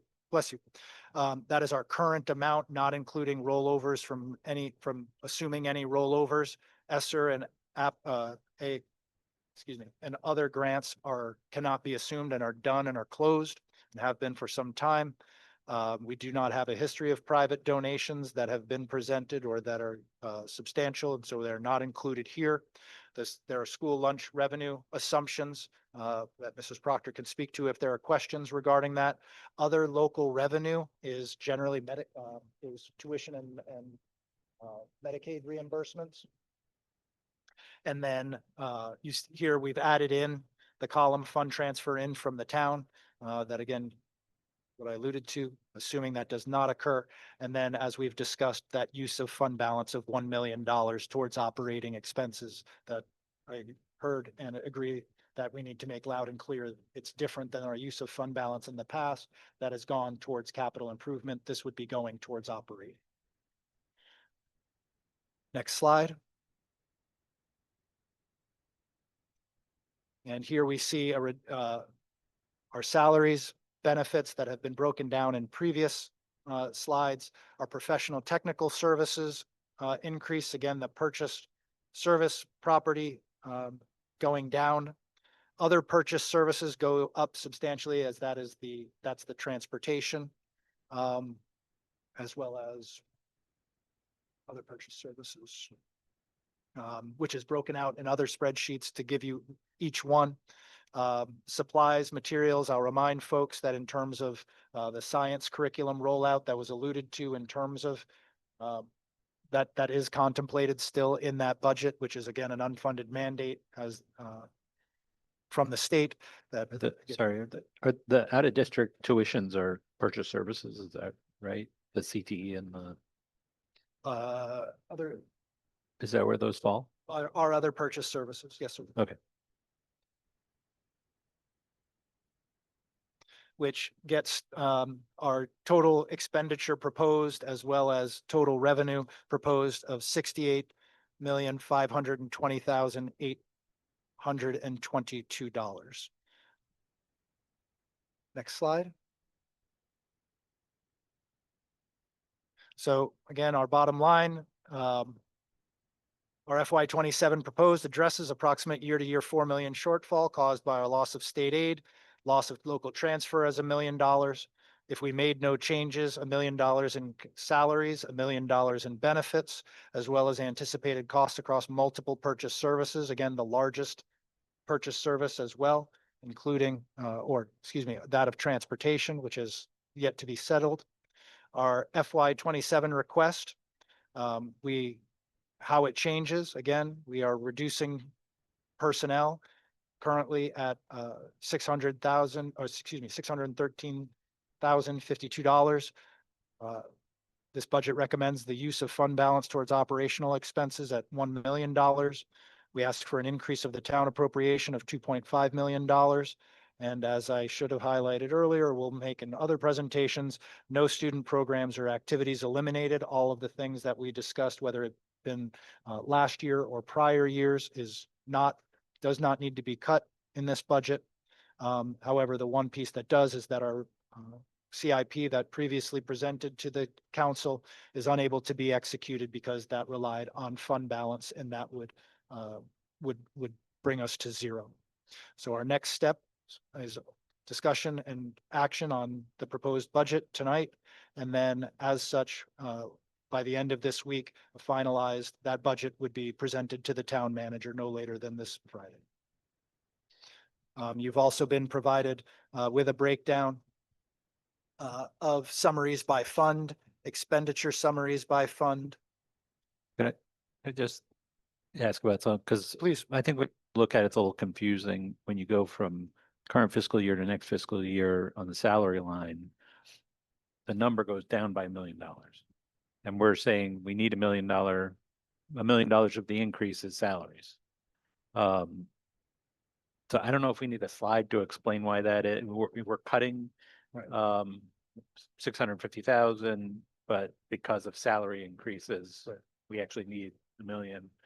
So I don't know if we need a slide maybe explaining why salaries are going up by $1 million, even though on the budget line, when you compare them, it's $1 million less. But I could see how you have to think about it a little to try to figure it out. And I don't think we were explicit about how that happens. Okay. Yeah, and I can see because as we originally presented this 2 weeks ago in terms of being $1 million cut, we weren't putting on the table this 600. And so trying to work that into a pre-existing presentation, and I agree. We can make that adjustment.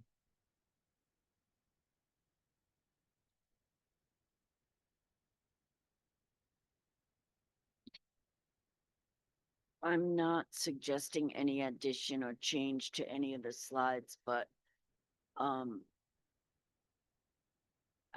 don't know if this is still ruminating through the community, but when we first put in a dean here at the high school, the community kind of went a little wild because they classified, no matter how many times we told them that this was not an administrative position,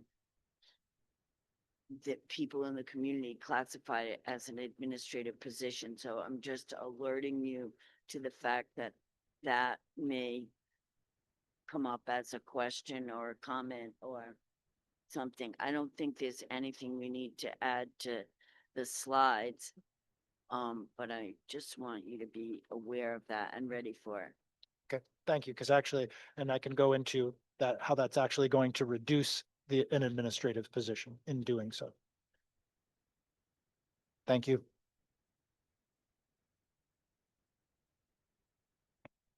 So I just want to thank you and your administrative team for all the work that you put into this budget, and thank you to our CFO. A lot of work goes into the budget. I think our comments were not so much on the numbers as much as things we wanted highlighted, things we want to make sure in the presentation.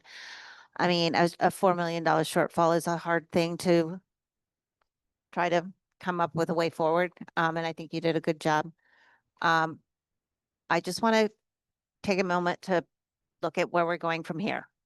So we're going to present this budget to the town council. It'll go on Friday to the town manager. What I would like to propose is if in the event they don't give us the whole 2.5 and we need to look at further cuts, I want to make sure that we have plenty of planning time to go into executive session to talk about these cuts. I think that it would behoove us. We've done that in the past. So I just want to put that on the table. Any further cuts are going to be hard. And it's going to take a lot of hard conversations. So I extremely hope that doesn't happen, but a 2.5 million ask is hard. And so I just want to be prepared that if we have to come back and look at other cuts, that we're prepared for it. So just going forward, I just want to plan for that just in case. So, but I'll take any feedback that you guys have on steps going forward as well. When do you expect to hear back from the town manager on what is going to be part of his budget and what is not? I'll get you that date. I believe it's by, I want to say it's February 28th that I believe he presents his proposed budget to the council. I'll get I believe you're right. I'll get a definitive answer on that for you. Let's get that date.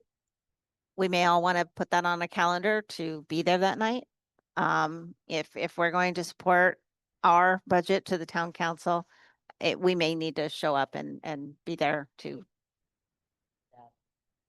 So whatever the date is, I think we just need to be prepared to support our budget. Yeah, because we're not meeting with them again in a joint session until March, I believe. Is that right? Right. March 9th and 10th. So I'm just saying to be there, like, and Yeah, as taxpayers. yes. Are oh, still loading, excuse me.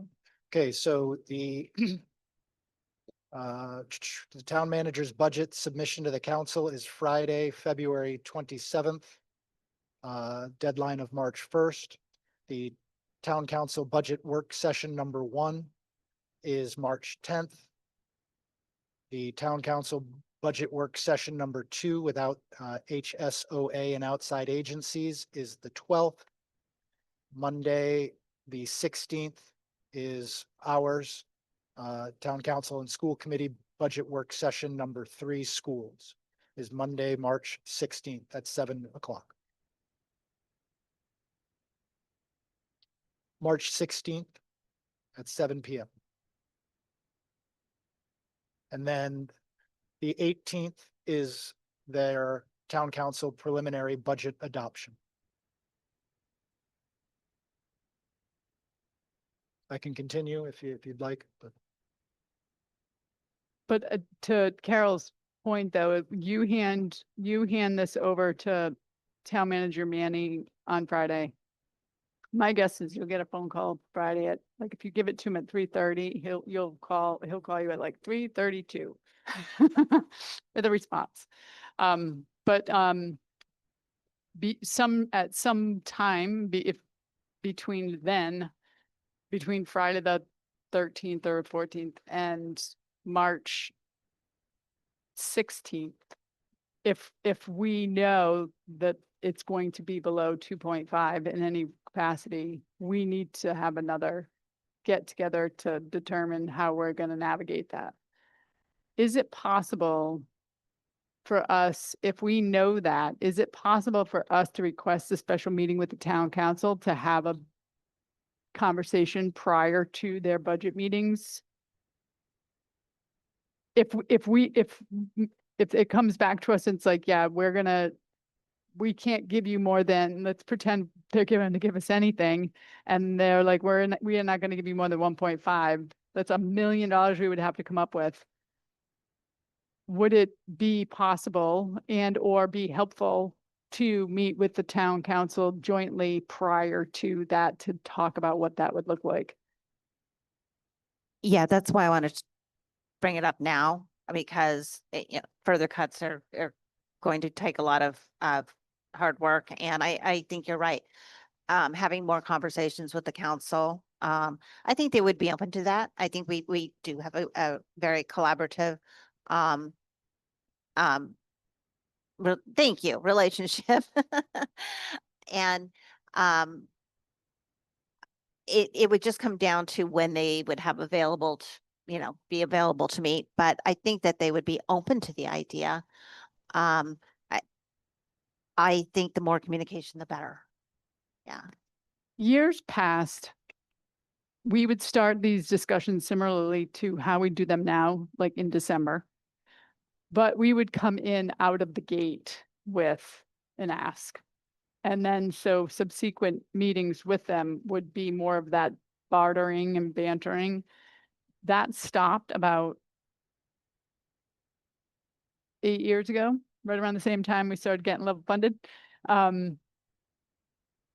It shortly, a little bit less, maybe it was 6 years, because we stopped the narrative around program cutting, and we didn't want to, we were trying to reel in like the dramatics of it all, of like the coming to the microphone and calling the newspaper and having WJR show up and put the microphone right on the stand with all the rest. And so, but what that has led to, unfortunately, is less open dialogue in a public meeting. And it makes it more difficult for us, because if we say we need 2.5 and we're not going to get a formal answer in public or an opportunity to have a back and forth until the third budget meeting, it puts us way behind the 8 ball as to what we can and cannot do to compensate if we don't get what we ask for. So there's got to be a way to get something in there. Yes, and I guess it's just to reach out and talk to the town council members after they're getting feedback from Jim after Friday to see what they're at. Communication is going to go a long way on how we navigate this going forward. I do feel that they've taken level funding off the table. I mean, I think they're willing to meet us to some level of funding. I just don't know if the 2.5 is something that they're willing to do. I just want to be totally above board and have honest dialogues about that. And what do we do if we, I mean, I'm hopeful for the 2.5, but if it comes back 2 million, what do we look at? Because we still have some options. We can dip a little bit further into fund balance. We can make, find cuts. Some other places, we might have a little ways to go before programs are hit, but then we're going to have to look at programs. I mean, that's just a reality. So, open dialogue with the town council is key. Having us being able to have conversations is key. And, I don't want to pit programs against programs in a general meeting. That's my worst nightmare. We don't want to do that. So that's why I think that we're going to have some of these conversations in executive sessions. Not that we don't want transparency, but it's more like things that can be said can be identifiable to people's jobs and things like that, that would be extremely hurtful to people. So we want to be extremely mindful of that as well. So, just keeping all of that in mind. And again, I value any feedback, because the more information we can share tonight on the best way forward, to put a plan in place, I think the better for the district. Brad? Yeah, as we're talking about the years of level funding, it just makes me think that's what's missing from this presentation, is that there's always been this assumption that we could find ways to cut. And we've had enrollment declines, we've closed schools, we have been able to do all these things during this almost decade of level funding. And I think it might be worth having a little historic timeline of this is when this funding started, this amount, and here's what we did each year. Closed a school this year, cut this many people this year, and our enrollment was declining, but those we can't count on those declines anymore. It's not happening. So we can't cut teachers because we don't have fewer students. So those and they knew that last year and gave us a 1 year, right? And did something that they knew was only going to work for 1 year. And so that's what put us in. It would have made more sense to do tiny little increases every year for the last 10 years, and we wouldn't be in this situation where we're asking for something huge. But whether it needs to be part of this or just something that we have the ability to present, maybe a slide after the end slide or something, where you say, here's just a graph of the last 8 years, and here are all the cuts that have been made. And yes, enrollment declined, but here's the leveling out. That's you can't count on that anymore. And you just Yeah. got used to it. And that's not what's happening now. You're exactly right, because when I went back and looked at this, the first year of level funding, we had ESSER funds. And so you can accept level funding. The second year, we closed Wakefield School and we could accept level funding. The third year, we closed Curtis Corner and we could accept level funding. The fourth year, we right-sized our high school. We put implementations in place to do things like had to have 15 students to run a class, and we could accept level funding. Last year, they plugged the budget with one-time money, and that's how we got to level funding. And they did take some things off of our side of the ledger and things as well. But that was a one-time plug. We don't have found money anymore. We don't have close to schools. We don't have ESSER funds. You know, you're exactly right. It's my favorite term is the chickens have come home to roost. We're here now. Right. And I think we genuinely had things and we're out of things. Right. Yeah. And you could go back. Your first year, I think, is the third year of level funding.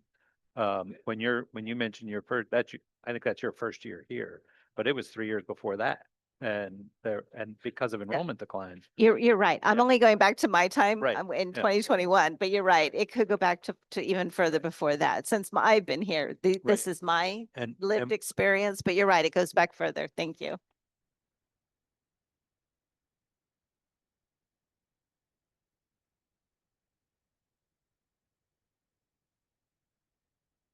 If we could, I love your presentation, Miss Vetter. It was perfect.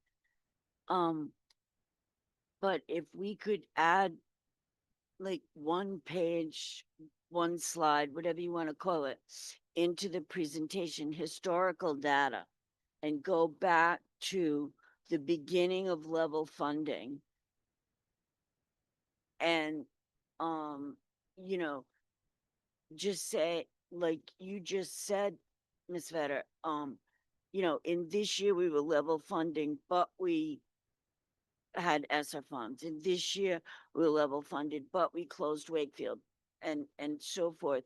And we're out of schools to close. We're out of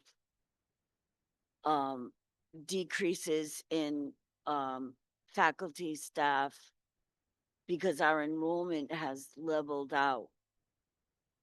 Like historical data. The other piece of it is that while we were level funding, we did have some years of significant inflation rates. And so if you go back and look at a real dollar amount, level funding would actually be $10 million more to our budget right now. So, I mean, I always say level funding is a cut because of that inflation rate. So, you know, that we're asking for 2.5 when our real hit because of inflation has been more than 10 million. It really isn't a big ask in a lot of ways.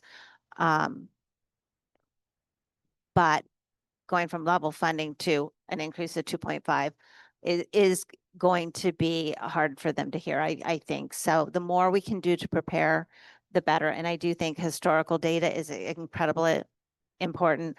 I think maybe the inflation data might be important. So these are really helpful, and I'm sure that you can get 10 years, 9 year, whatever the data is that shows when we last had an increase, because it's a while ago.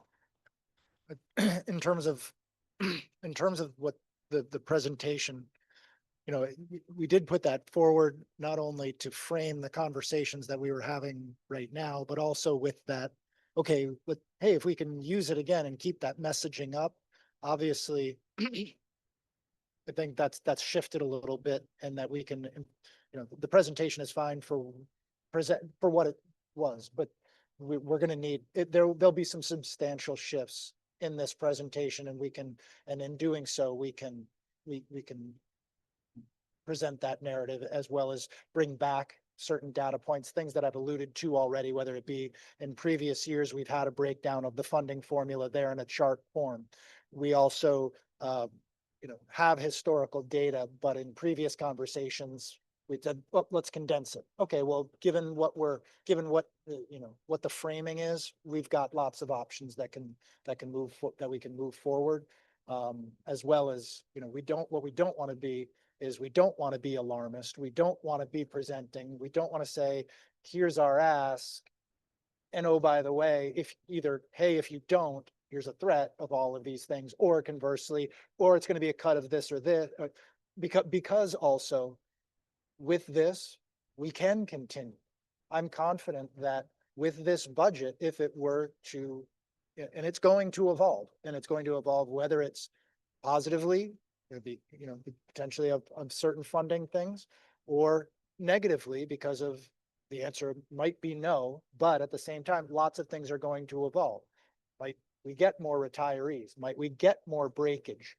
Absolutely. And we'll continue to be transparent about that. And if our number, you know, if a certain number grows to a point that it's something that we can, you know, absorb and contain, then we'll absolutely continue to do that and be transparent about that. But at the same time, this presentation wasn't meant to be that presentation of where we're at that nexus. With that framing in mind, I'm confident my team will be able to put a presentation using some of these same points, but doing so that reflects what the committee has vocalized both tonight and in previous years. I think it's been an incredible discussion. But I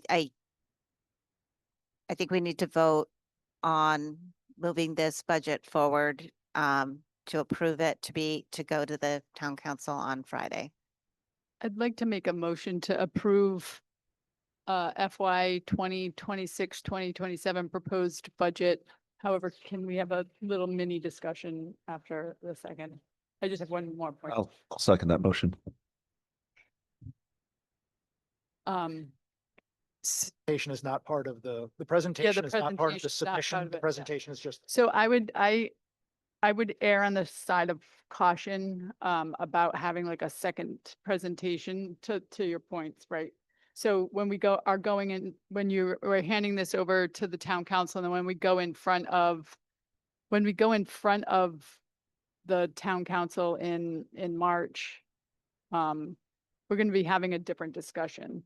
And so I would love to suggest that when you hand this over to the town manager, if we could do it with the ask of, can we do it, depending on your response to us, can we have another meeting with the town council in a joint session before the hearings? Just to clarify, do you want to wait till we get the response from the town manager and then make that ask? Is that what I'm hearing? Depending on his response? Okay, I totally agree. Yep. So, that will be our plan. I don't think it needs to be part of this motion. The motion does not have anything to do with the presentation. It is just the budget numbers going to the town town manager on Friday. So any other discussion?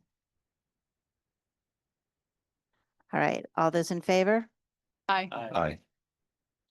That motion passes. Thank you very much.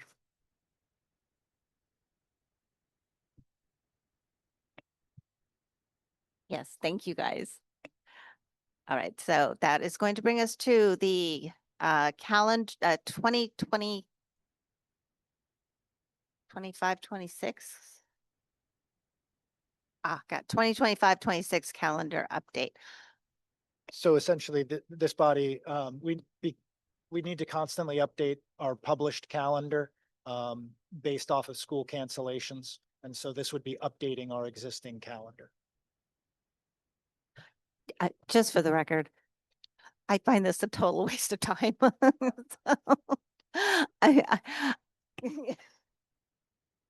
we have to do it. It's a ride regulation, I'm right? not a voting member, however, I will, I would. Yes, we had a snow day. That's it. So Every it's, time we have a snow day or a cancellation that affects the entire district, this would need to occur. so this is moving the last day of school from the 16th to the 17th? Correct. Okay, gotcha. I mean, I'll make a motion to approve the updated. Let me read off the thing. I'll make a motion to approve the SY 2025-2026 calendar update.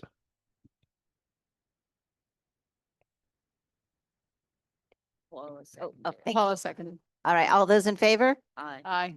That motion passes. Thank you.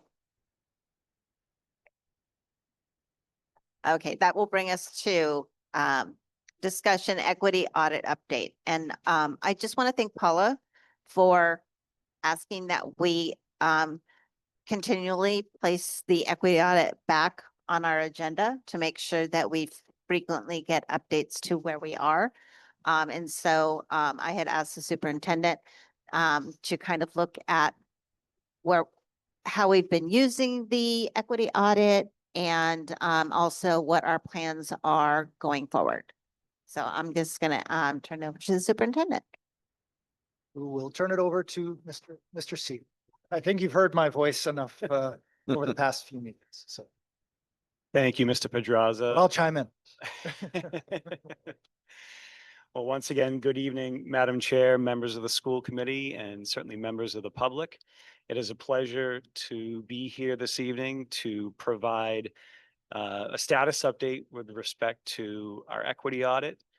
And, before we dive in, just want to frame, what the goals of this status update are for this evening. And it's really to give a snapshot of some of the notable actions thus far, as well as the noteworthy actions that we have on the horizon, and really highlight the many ways in which the equity audit has been and will certainly continue to be a major driver of our work across the district.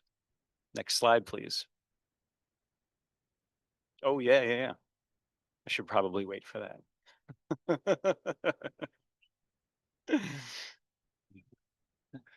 And so this, I have slides, but. so all items discussed here are district-wide.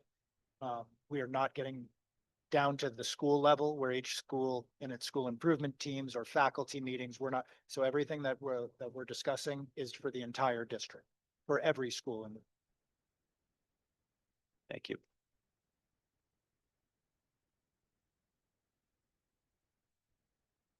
No problem.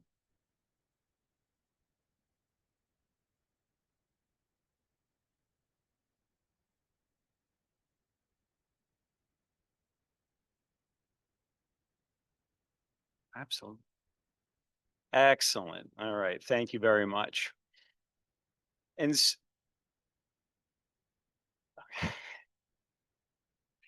so just, a little brief history with respect to the equity audit. As we know, in this timeline of sorts here, we see that April 2025 date, that published date, is really the culmination point of efforts across space and time, and really reflective of not only the work from West Wind Education Policy and EdMetric, but our entire SKSD community here. So as you recall, we did come here, a district team, Dr. Carson, Mr. Badraz, and myself, to give kind of that brief, immediate takeaway summary presentation last April, and then continued with some, the immediate actions and short-term actions that we had in mind last June. And those presentations are linked there for your convenience as well. Next slide, please. Making sure it's there.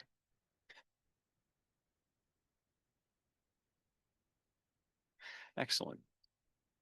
So over the course of this evening and prior presentations, we saw some emerging themes, one of which was around, the 4 key priority areas that we have as part of our relatively newly adopted strategic plan. And so one thing that we really wanted to call specific attention to this evening was how our equity audit served as that foundational needs assessment piece that was a pivotal, cornerstone, if you will, and a driver of our strategic plan. Next slide, please.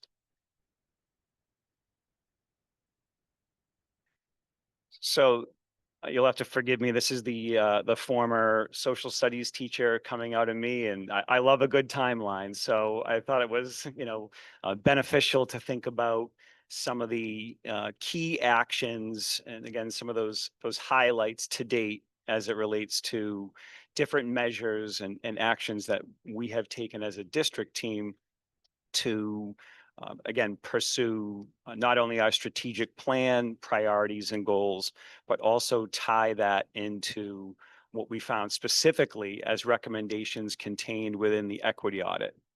So each of these items that you see here it's really meant to be a crosswalk of how, behind each of these actions is that a variety of drivers, including the equity audit, most importantly.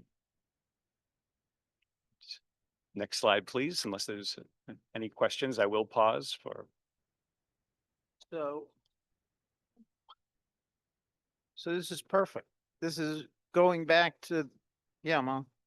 Going back to the budget on the priorities when I was saying what's behind, what are the successes, this is it. This is what, so you have this. Oh, okay. Awesome. I appreciate that. And I think, Yeah. We were probably thinking that, along the same lines when that point was raised earlier in the evening that, hey, it just so happens. So thank you for that. And next slide, please. So in addition to what we saw as some of those actions today, we also have a number of different kind of, I would frame them as ongoing, continual, embedded actions that we are engaged in, that not only predate the equity audit, but that, continue up to present time.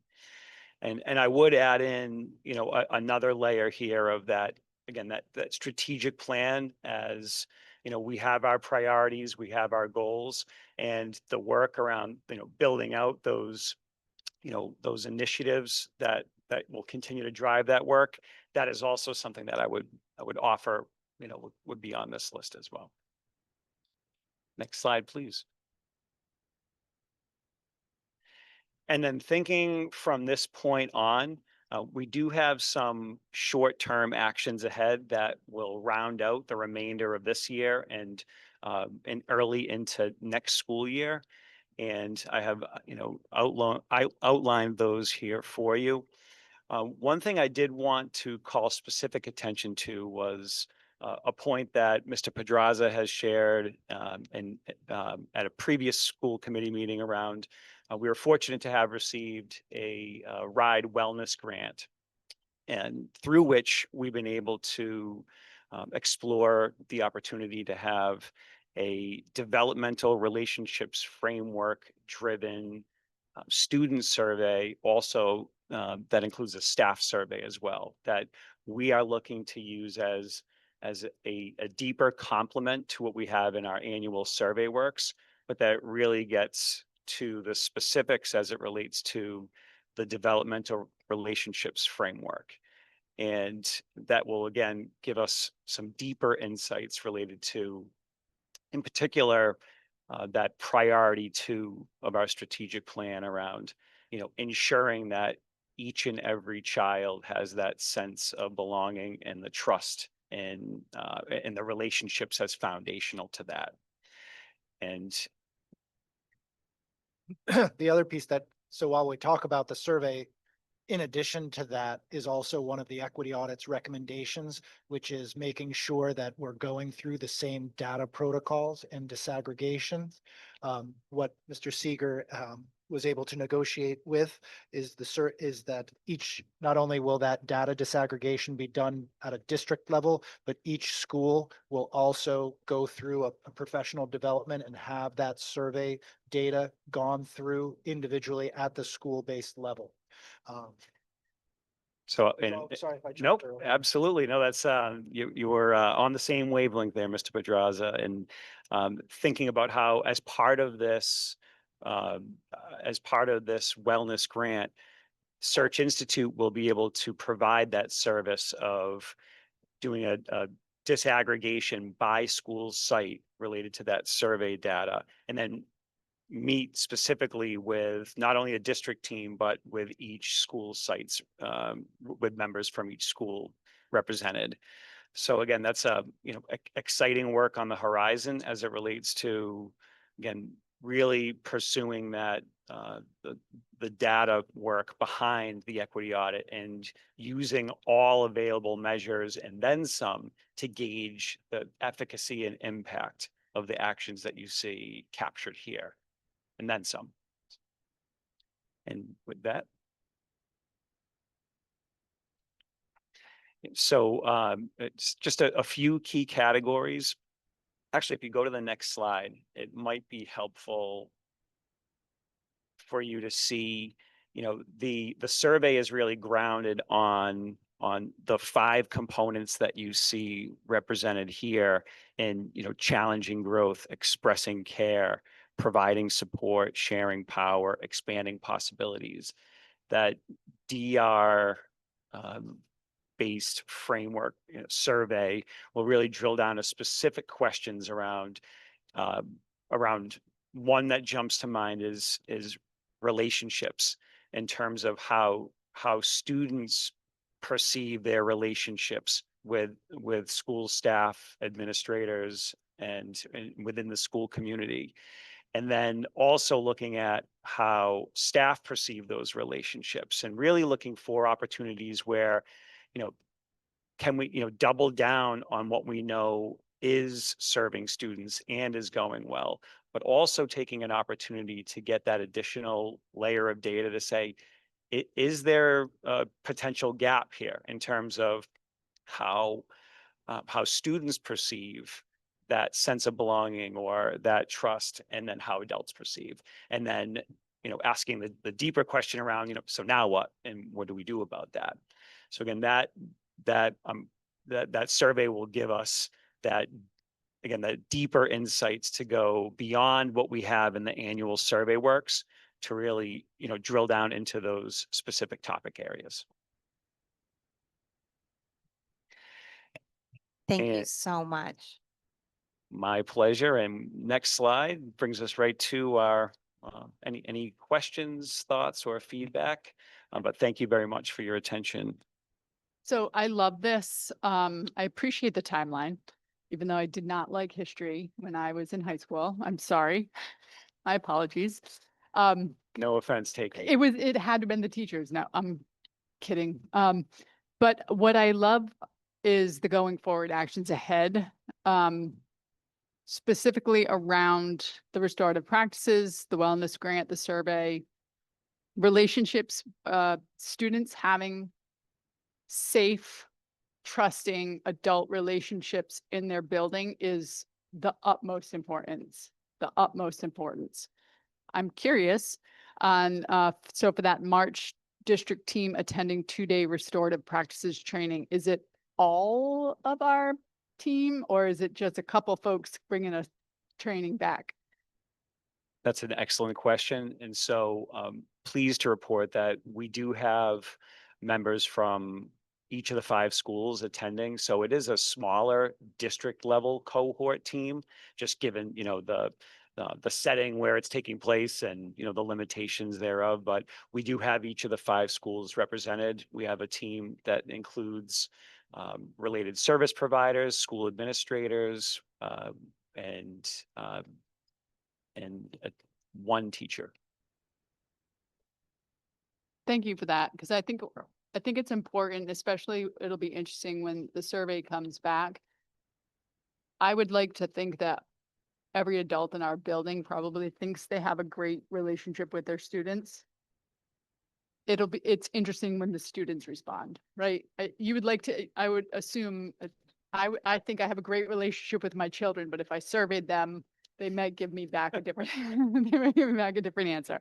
So, I love that it's both the student and the staff, and I look forward to seeing how this all plays out.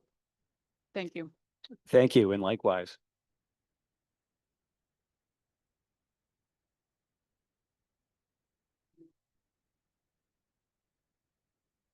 So I looked over some of this stuff earlier today and I just have, I like the presentation. I think, you know, we are putting the equity audit, we're prioritizing it.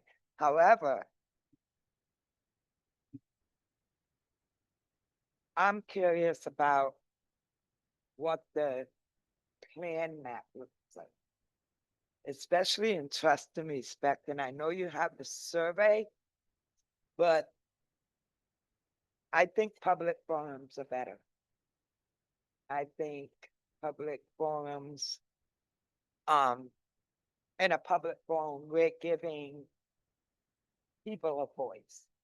Whereas in a survey, we're asking them to answer questions. And I don't really see surveys as always an attention grabber that somebody wants to actually participate in this actual survey. So I think the numbers will be low. I don't think that we're going to target an all-inclusive, diverse group of students for this survey. So that poses a challenge right there to get the results that are recommended by right? And students and families, the voices that we're talking about is ultimately what I'm talking about in a public forum, right? And then I think it's stated here that you were going to take the initiative to form groups for students and families' voices. Let's see, where's it at? You were gonna establish a advisory structure. Does that mean like a joint parent and student group? That was on our strategic priorities and goals, and that in addition to, established teams already, is that we've established as a district-wide goal that in addition to what's required, school improvement teams, that we are going to increase student voice into the decision-making at each school. And so that there should be something separate from school improvement teams to make sure that we are soliciting the voice and that parents and students input into those decisions is added in. But that's through a school improvement. No, that would be each building doing that in addition to their school improvement. Okay, gotcha. Thank you. Yes. Thank you for clarifying that. Like that, is that currently in motion for those, for the schools to do that? It is all schools as part of, so every principal was part of that, had a chance to review that prior to the adoption of the school committee. So every school is aware and working towards that. And just so you know, in terms of the, we can give I'm not sure, we'll check what's proprietary and what we can share in public, but in terms of sharing the type of questions that are asked in this survey is something that we can present potentially as another update, so that you see that there is a specific section about focusing in on equitable practices. So for example, students are, all people are treated fairly no matter who they are. When you are at blank, you are looked down on or treated badly for any of the following reasons: my race, my ethnicity, creating a safe and just school. My school acknowledges and respect who I am and my background. So it does go it goes deeper than survey works, which is why we want to dive into this work. And again, making sure that we then have, this is much more closely related to the recommendations of the data. When they did that data dive and came back to us, these have more straightforward questions that are aligned to those recommendations, and why we're focused in on them. And I agree in that something new for students and for folks, but they might not take part in that. But that was even in the equity audit, we had that, we had that as a limitation, but we still needed to dive in and accept it as, you know, this is people's reality. Same thing in terms of those focus groups that may have been 10 folks, but it is representative of, when taken with that data, it is representative of the lived experiences and what are we going to do about it. This is diving, this is not the end point. It's not the end goal. Oh, we did a survey. It's to constantly be taking the temperature and to dive deeper into it and disaggregate those things specifically to those lived experiences of our current students. And so, So in other words, from that data, you tried something and if that doesn't work, we tried something different. what we want to, yeah, yes, as well as continue on where survey works. You know, survey works is this, okay, let's do, oh, we always do this. What's this? This is, once we go through it the first time, we'll see when the best place to put it in the school year is, because again, we'll have this for 3 years. What we're thinking is that in terms of ideally, because we have survey works at the end of the year, moving forward, what we'd like to do is do it, you know, relationships are fundamental from the jump, and, you know, and that's always going to be a place there. But what we're looking potentially to do is once we see what we get back in terms of results, you know, what do they deliver, would be at the end of the first quarter, doing this at the end. What's your experience so far this school year? After a quarter of the school year, where are we with relationships? Where are we with equitable practices? Where are we?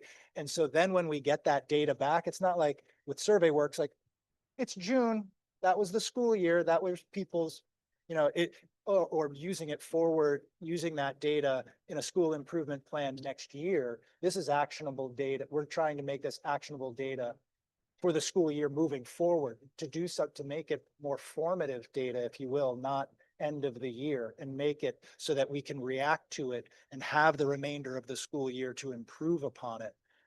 And therefore improve all students' experiences for that school year. Where survey works is generally done at the end of the year, or it can be done anywhere depending on when RIDE releases it. It can be, you know, they just start, oh, we just opened it now in January till April to May, and then we don't get the data back until June, July. Here we envision it where we do it towards the, after the school year has really gotten going, and then we can revisit it and maximize then the usage of the resources that we do currently have, which are those coaches that can then, we can address those gaps, both in terms of achievement as well as lived experiences of students here and now. Okay. I think my next one I had something to. I wanted to ask about the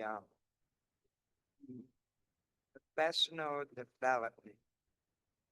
So we always had a professional development, right? Best practice has always been that the committee and teachers selected and presented or facilitated the existing professional development. So my question to you is the Professional Development Search Institute, is that the person that you're gonna recruit to do professional development for this coming school year, for the next coming school year? So that's a great question. And what I would say is that what we hope to do for Search Institute is to not only to help to facilitate the process around, to Mr. Pedrazza's point, getting that formative survey data and then facilitating kind of an objective view of like, this is what that data is. But in terms of where we see a potential use of Search Institute is, and I have it here on the Actions Ahead timeline, is to leverage some of the specific trainings, workshops that they do offer in a variety of different menu options that they have that again speak to what our needs are in terms of where do we see the best path forward to pursue for, I'm speaking to priority 2 at this point of the strategic plan around that trust and relationships piece. So what we decided to do was to move forward with one specific option that was most closely aligned with what we saw not only in the equity audit, but also that connected to a strategic priority. So it's the one that you see there is really, it's a one-time piece versus a, utilizing onboarding, having a longitudinal multi-session piece, or even part of the district-wide PD day for that matter. So.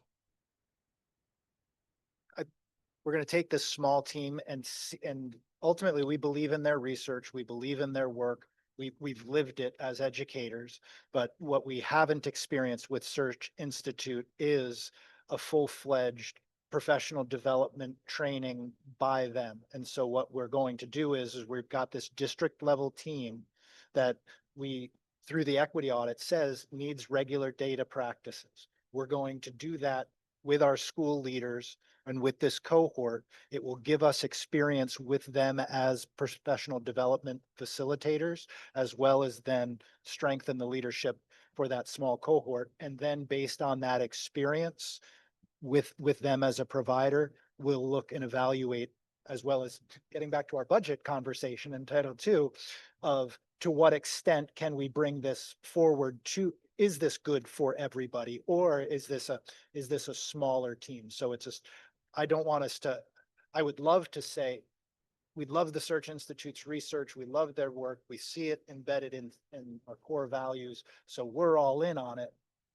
And then have their professional development be something that it's a terrible experience. And all that work, all that good energy gets thrown out the window because of a provider from Minnesota that we've never worked with. And that's ultimately who they are. So what we're doing is we're taking this first piece, getting another data point, getting some of those core practices, and then we'll evaluate from there in terms of their, as well as judge their ability to provide it and to everybody en masse. But our ability to keep the equity audit front and center is happening because of, in all the professional development committee meetings, we have that, even though we have it in a memorandum of agreement of who needs to be in the choices there, it goes back to district priority. And the equity audit is the district priority. And so there are things in professional development that we're going to do because they have to get done. But they're straight out, no, we're not doing that because it doesn't align to the equity audit. And that's not going to go away.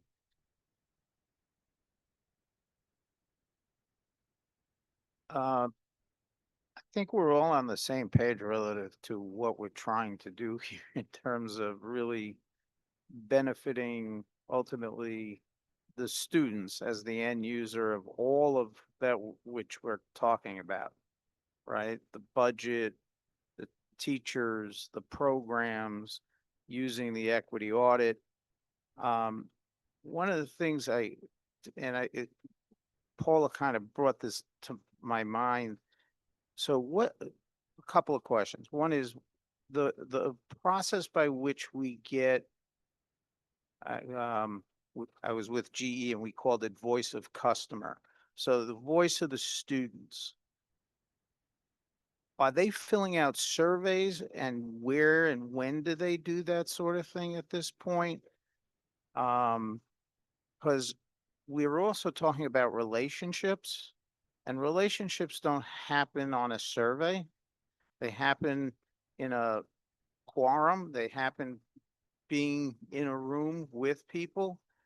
And there are methodologies of holding some type of a room like this.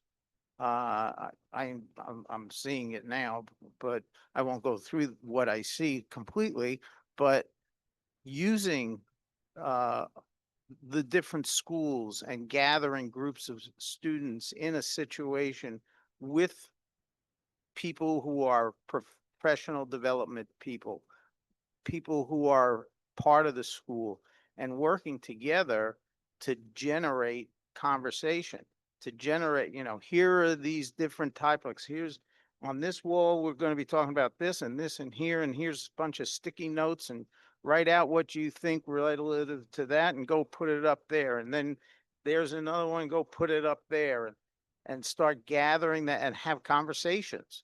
And then at some point in the future, you come back together and bring the results to that group. So if we're talking relationships, I like the idea of, having it done live with groups of people engaging with one another. So. Thank you for that, Mr. Lander. And I would just offer that, I think, again, being on the same wavelength as it relates to what I see and what I hear when I think about that student voice component that's in that strategic priority number 4. I think that occurs across a multifaceted approach in terms of, okay, yeah, we had this annual survey question that we know you're going to fill out, but does that really get to the heart of what you might offer in a different venue with a specific pointed question that can really get to some deep conversation related to their perception around relationships and such. So I appreciate that. Thank you. Any other questions for Mr. Seeger? So I just want to comment. So I think the priority of the district, well, from the school committee when we had the equity audit, one of the big takeaways is the need for professional development around this area. So I was really encouraged when you said that the priority of the district is to use the equity audit to drive professional development. And I think that's key. I know you made that commitment with the strategic plan that you would use the equity audit to really drive the strategic plan. And so it's very encouraging to hear you say those same things to with professional development, that you're using the equity audit to really move in that direction with professional development. So I'm really glad to hear you say those things and commit to that, because I think that is was one of our takeaways from the equity audit, was that huge need for professional development. So I think we're moving in a really good direction.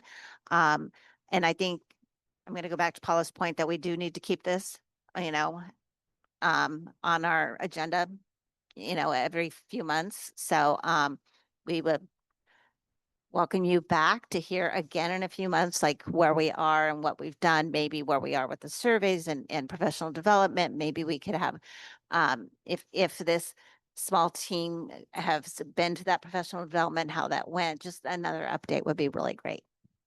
Absolutely. Thank you. All right. Yeah. All right. Okay, so with that, we're going to move on to item D, transportation resolution. So Michelle had asked for this to be on the agenda. And actually, James has a better memory than me because he remembered that we had already last April 2025, we had voted on a transportation resolution that we supported adding transportation as part of the funding formula, and we sent that to the legislature, and that was attached to board docs. You should have all gotten that from Terry in your email. That was what we had already sent. So the discussion we thought we would have tonight is, do we want to send it again for this session? Just to back up that yes, we still feel this way. Do we want to change it in any way before we send it? Just what everybody's thoughts are on the transportation resolution.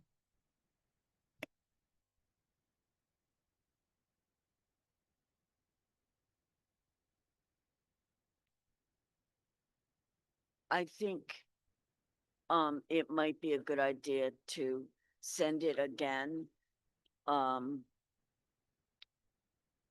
You know, just to bring it forward to people's mind.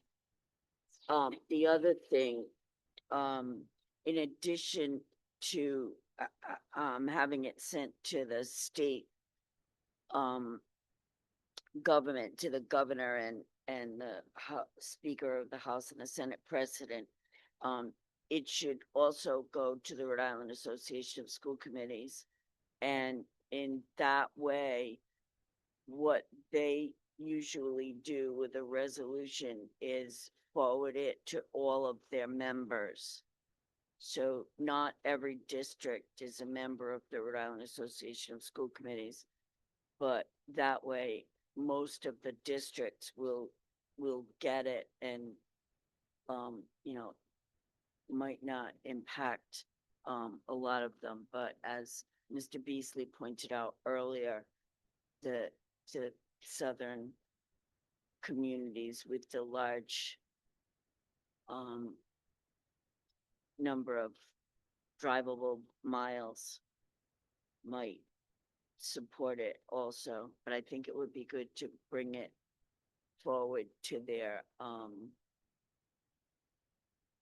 attention again. Yeah, I would definitely agree with that. I think it is a new year. There's gonna be different, well, there's already different people there now, but I think just putting it out there again was a good idea, just to show it's a real impact to this community, as we saw in the budget discussion earlier, is especially impactful for us. So I think just keeping at it, keeping sending these resolutions until something can be addressed with that is important to keep doing. Especially as they begin to consider the governor's budget. If this is brought to the forefront for our local legislators, it should also be sent to the town council. So those are the two. I don't think there's anybody else missing that it should be sent to: the town council and the Rhode Island Association of School Committees. And when it goes, Do you want those listed in the resolution itself, or just outside of the resolution, just as a note that when Terry sends it out, she is to also forward it to those entities? That's what I'm hearing, is that I don't think we need to change the resolution. I think it can go as it is. Going forward, we would put that in the body of the but I don't think we need to just right now. If as long as we send it to those people, it would be good. Do we send it to our own representatives too? Make sure they're. Yeah, it says that. it It's does listed in the resolution. The town's legislative delegation for consideration and advocacy. Might be a good idea just to keep our eyes open on our own emails, especially emails that are at stake as the chair, that there may be other resolutions surfacing. Because in my former role, I remember in chair meeting, there was a lot of chairs there talking about how the transportation was picking up their budget. So, I mean, you might see a resolution come through, but it wouldn't hurt to have National Board of School Association also send ours out so that they know we're all on. Yeah, last legislative session, there was a lot of resolutions from various towns and including ours that went to the General Assembly. There were two different types. There was like ours where it was the funding formula, but there was also at the time the regional districts for transportation that didn't go anywhere. I haven't seen anything this legislative session, but they're brand new. They just started a month ago. So, but I will keep my eye out. So thank you. So, but, so I don't know if anybody's had a lot of time to review this. What I'm going to suggest is that I think we should do it again. It's always good to keep this every year if we have to. But look it over and just make sure that there's nothing you want updated. We'll bring it back in 2 weeks to officially pass it with the caveat of an exact list of who we want to send it to. So, but that's what I'm hearing we really want to do. Okay, so we'll bring it back for a formal vote next in 2 weeks. So Terry, would you remind me to put that on the agenda? All right, great. Can I Thank- just say, and- that I did a little digging into this whole concept of transportation and why towns are responsible to pay for, I believe in school choice. I do. I don't believe that if somebody makes a decision to send somebody to another school outside of town, that the town should be responsible to pay for that student. I understand for certain situations, certainly IEP, disabilities, things like that. I get it. This goes back to the 60s. This goes back to, so this is just a piece of the problem. It's really at a very high level where it's just a behemoth of an idea that was driven by apparently a particular group to drive this home. But I just wanted to be on record that I don't agree with, I agree with school choice. I don't agree with paying for somebody to go to a school that they decide that a family decides to send their children there. So. Yeah, Can- other states don't do this. Can I This is, also, this um, is a Rhode Oh, Island thing. I know that. I know you're from Connecticut. Yeah, you know. this, In the 60s, they used to pay the tuition at private and Catholic schools. so this particular resolution though doesn't touch that, right? So there is another resolution that I don't know if our town council or there's another resolution out there specific to what you're referring to, and I think both are super important. So, but to your question to us is, do we want to add that to this, or do we want to send this as is and then maybe find the other one and also push that forward? Yes, for that one. 6-7 on that one.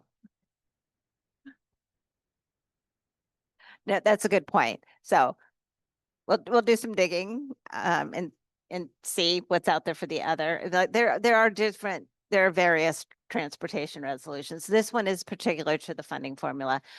You know, the Rhode Island Foundation just supported a study that, or a commission, Blue Ribbon Commission, that came out with a whole different kind of approach to funding formula.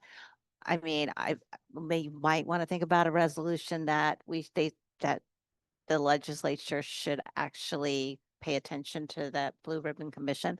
I mean, there's lots of reasons to think of these um, different types of resolutions. But for this one, for tonight, we'll bring this back in 2 weeks. And if anybody else does want to bring another resolution forward, let me know and we can work on that as well. So, all right. So great. Thank you.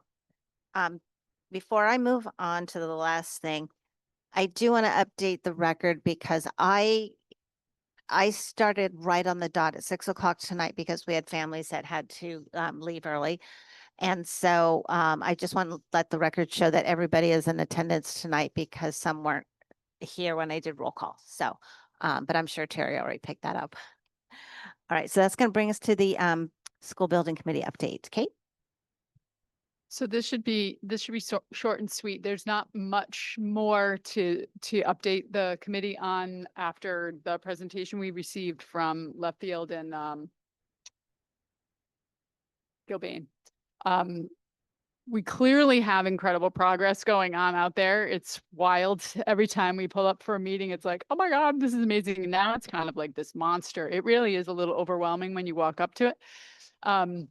So other than the clear progress that we're witnessing day to day, just kind of some reiteration that they are on top of dealing with the weather scenarios. They had a team clearing the property off on Sunday so they could continue to work on Monday with no real pause after the crazy storm that randomly hit us over the weekend. They do a really good job taking, yeah, Clarice. Yeah, they do a really good job taking care of their people because the extreme cold has been insane. So they have like a cyclical thing they do. They go into these warming areas and they really are taking wonderful care of their people. They did let us know today that they do, because there have been a few days where they've had to go a little slower. They have overtime built into their budget, and so they are running some 10-hour days so we can stay on time and on budget. There are a couple things that are going to be coming forward. If anybody watched Town Council last night, it was discussed very quickly. I thought there was going to be more robust conversation on that topic, and there wasn't. But there will be a couple nights during the colder months going forward and the end of March, where we may need to have some after hours work being done and I don't know what I'm talking about when I'm saying these words, but to like cure the cement that they're pouring in on the floors, because according to the experts, cement dries slower when it's cold. And so they can't stop the process and start up in the morning. It would make it null. So they would have to just keep going until the cement dried. So we are working closely with the town around the ordinance, the noise ordinance, just in case they go past 9 o'clock at night. And even if they did, the noise wouldn't be like beeps and big, huge trucks. It would be small little cement smoother outers. That's the official term, technical term.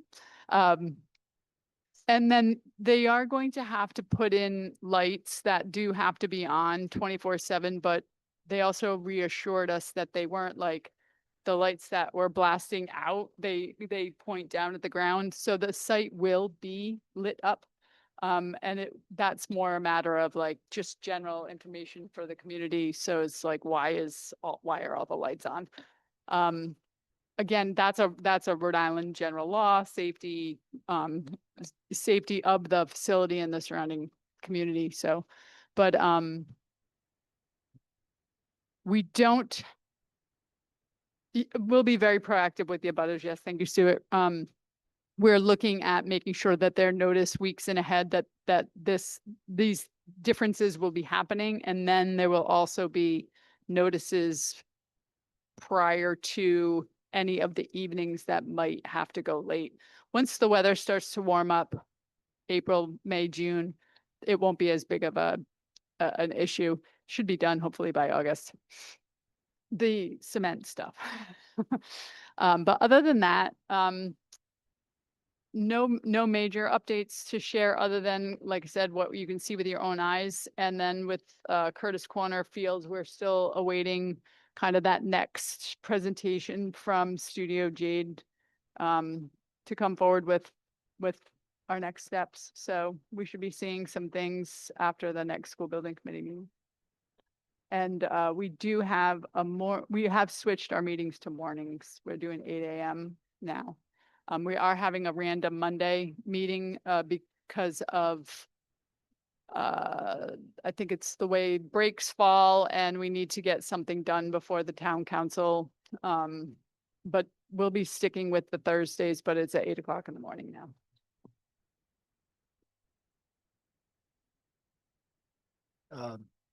Full demolition was approved by the building committee for Curtis Corner as a recommendation at our last meeting, I believe. And then they were also gonna go out to rebid. Okay, so it was the recommendation was to go out to a new bid for full demo of the Curtis Corner building. So we will have both bids will be live.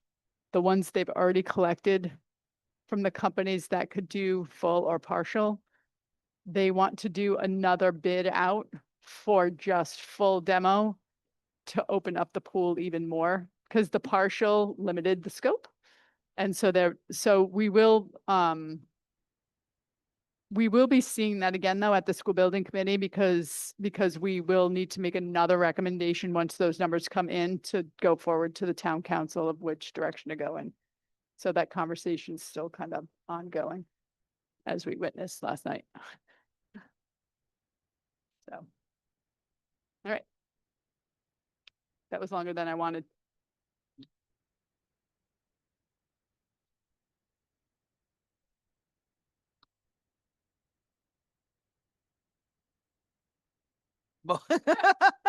Motion to adjourn. Second. All those in favor? Aye. Motion passes.